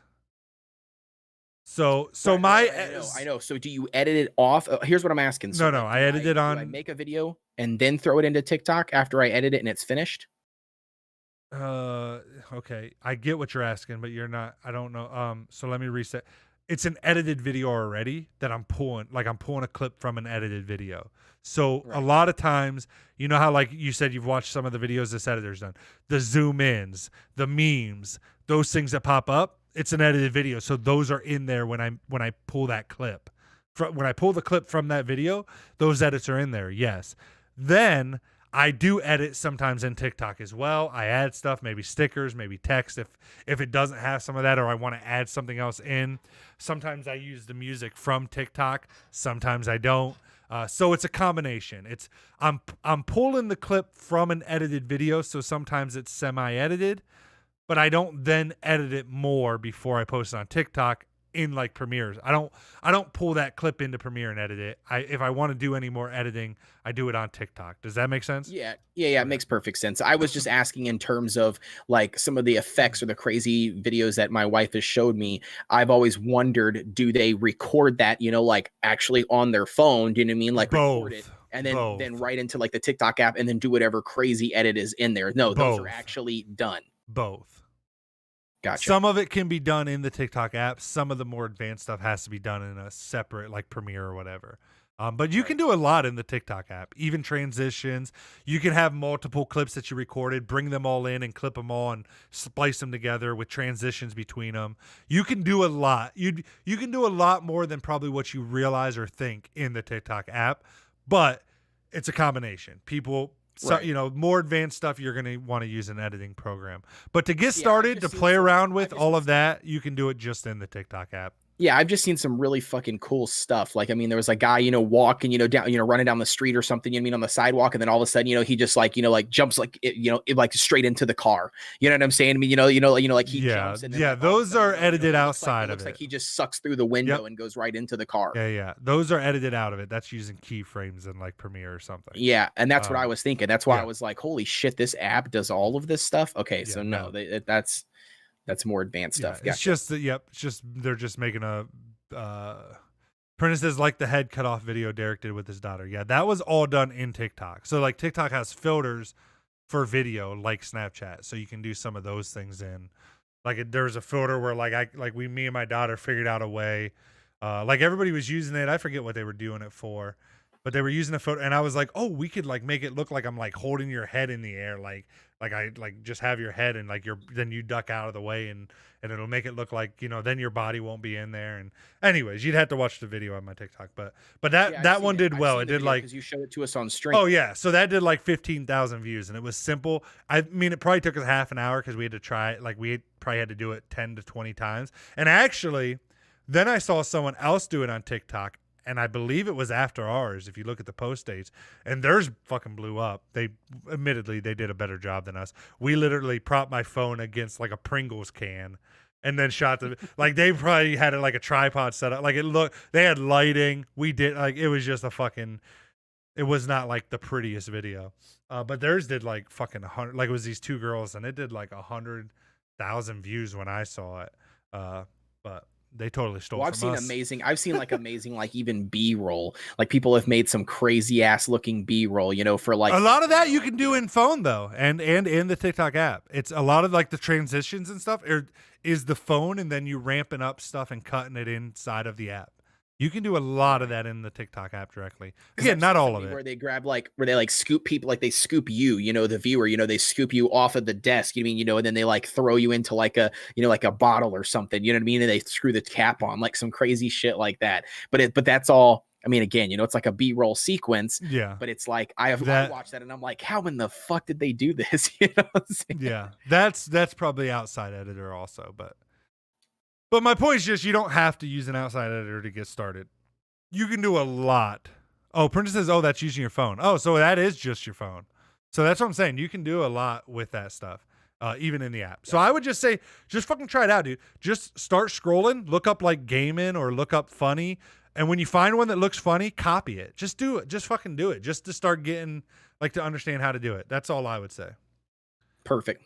Sounds like a plan, man. Let's get out of here. I got some videos to do. We got some stuff to get covered.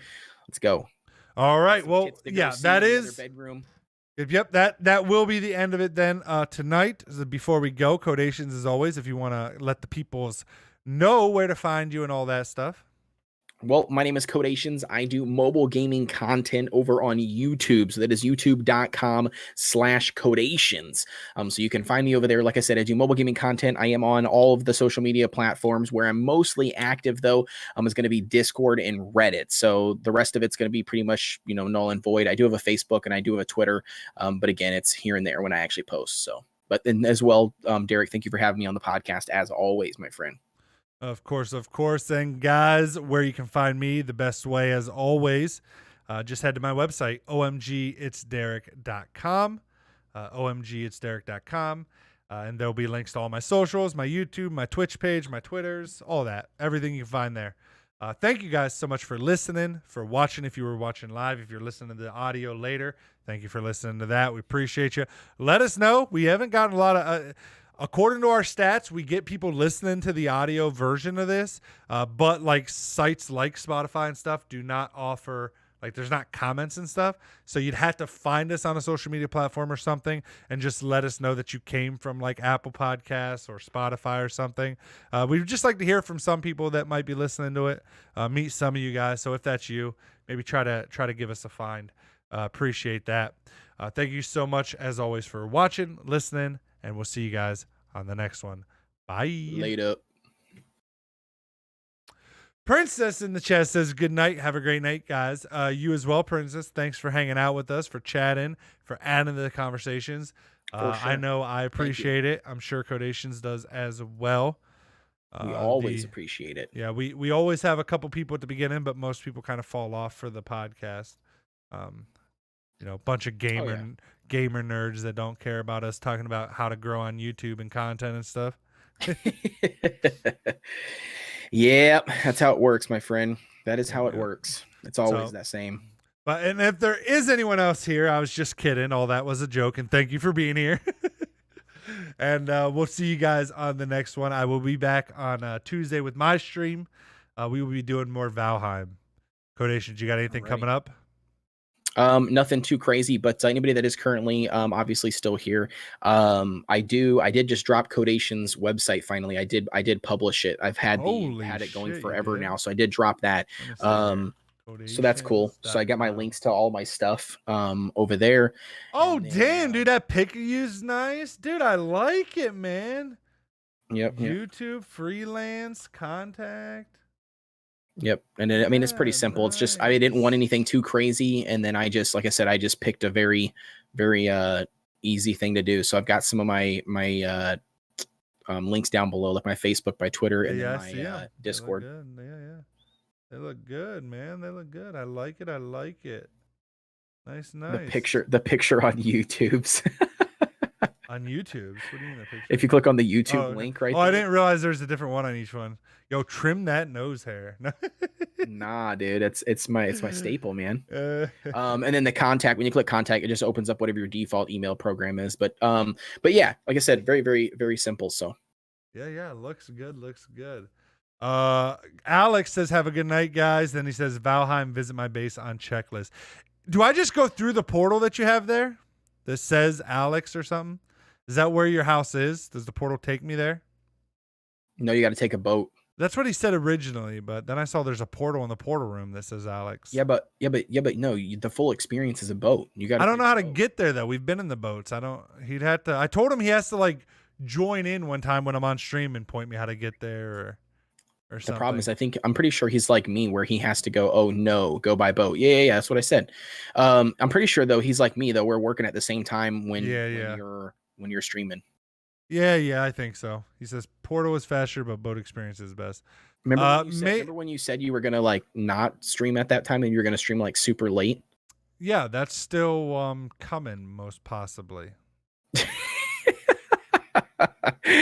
That's coming, most possibly. I love it. Yeah, it's just I'm still trying to figure it out. I understand. No worries, man. Yeah. So that's all there is to it. I'm still trying to figure it out. A lot of it is what has happened. Actually, what has now stopped me from that is the editor that I hired, as you know, is overseas. He doesn't live in the United States. He's from Sri Lanka, which is an island off of India, and Sri Lanka. And the way our time zones work out is like 8 a.m. my time, like 8 a.m. my time till like 10, 11 a.m. my time is like the perfect time for us to be able to chat and like figure things out together. So, obviously if I'm then staying up later, it's going to be harder to get up earlier to deal with him. So that kind of is what now I had every intentions on going to later streams once I finish Subnautica, but that is now what is now holding me up. And I don't know if that'll change again as our process speeds up, but right now there's just so much going on with that, as we talked about not to hold you on here forever. I mean, I can let you go at any time if you're in a huge rush. No, I understand. Yeah, so that has held me up from switching it, because if I'm obviously staying up till 10 or 11 my time or even midnight streaming, then I'm probably not going to be.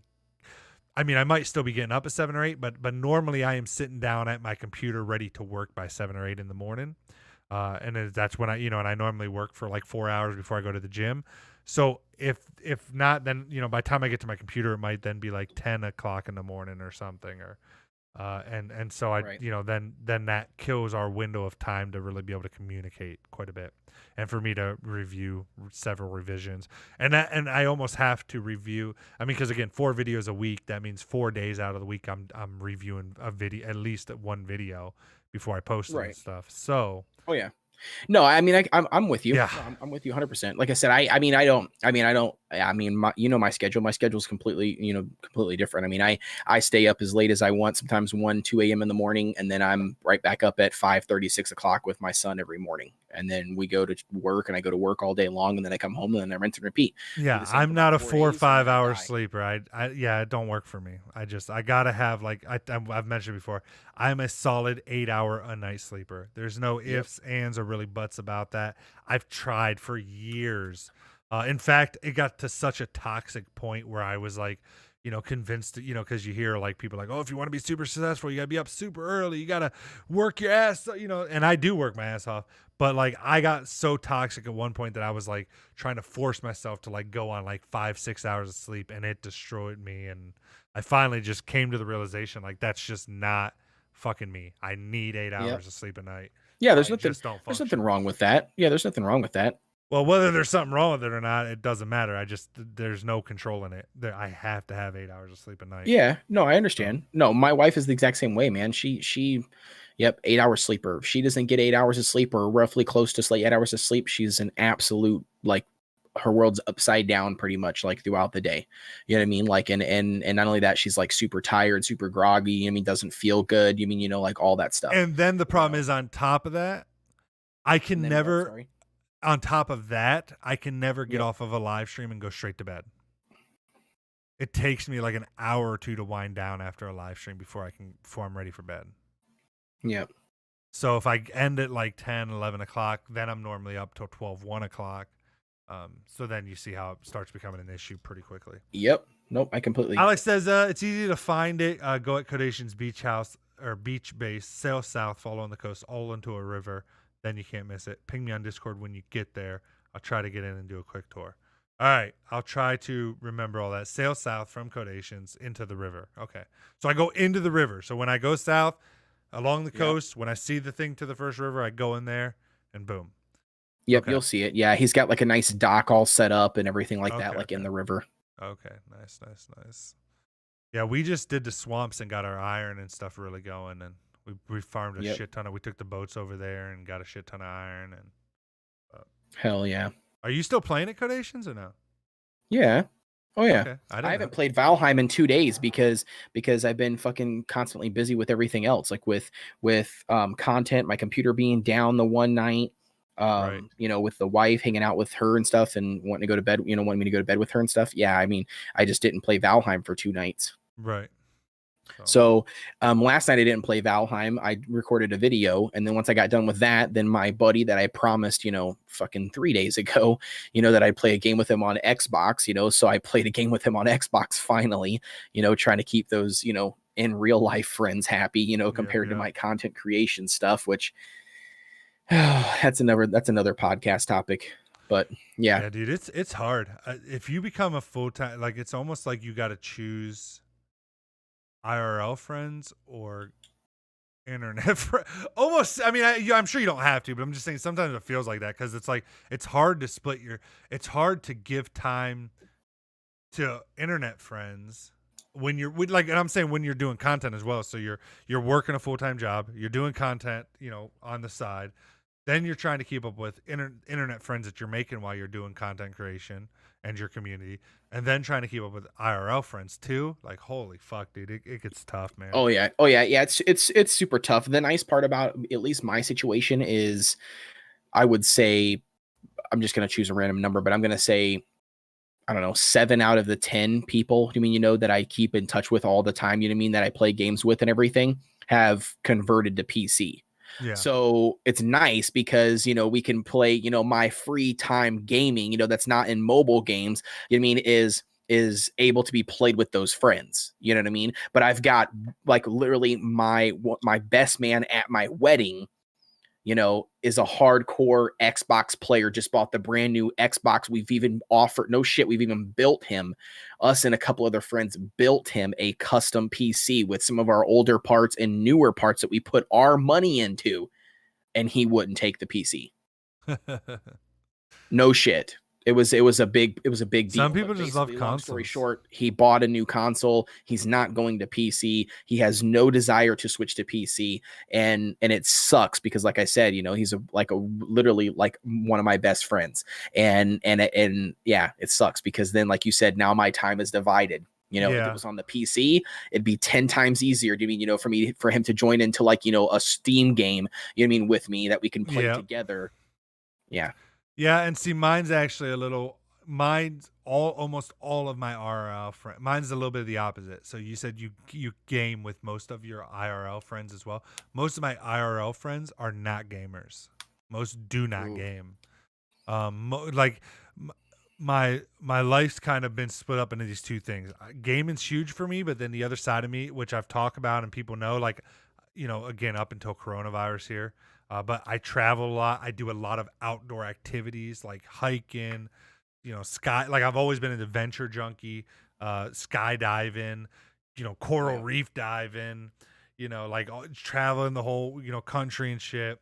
And a lot of my IRL friends are those type of people. We're always, going to a local place where, like a quarry where you can go swimming, jumping off, 30-foot rocks into the water and hanging out in hammocks, smoking, some dope and stuff. And just like hippie hanging out in the wilderness type friends, but they're not really gamers. And then I have that gamer side community because I enjoy both. So it makes it harder doing both of those things. Right. Oh yeah. No, I completely agree with that. And like I said, I mean, again, I don't know. It's an interesting balance. All of my friends are gamers. I mean, I've got a couple people that I know casually that don't game, but I mean, I've pretty much just have built that, you know what I mean, like forever now. You know what I mean? I mean, I meet my friends basically through gaming of some sort, you know what I mean? Or I meet people in real life, you know what I mean? Like at some point in my life that games. I don't know. But right, makes sense. All right. Well, again, chat, thank you guys for watching. Alex, Princess, either you still chilling in here, listen to us ramble at the end of this. But thank you guys. Thank you guys. Thank you guys. Love your faces. See you guys on the next one. Later.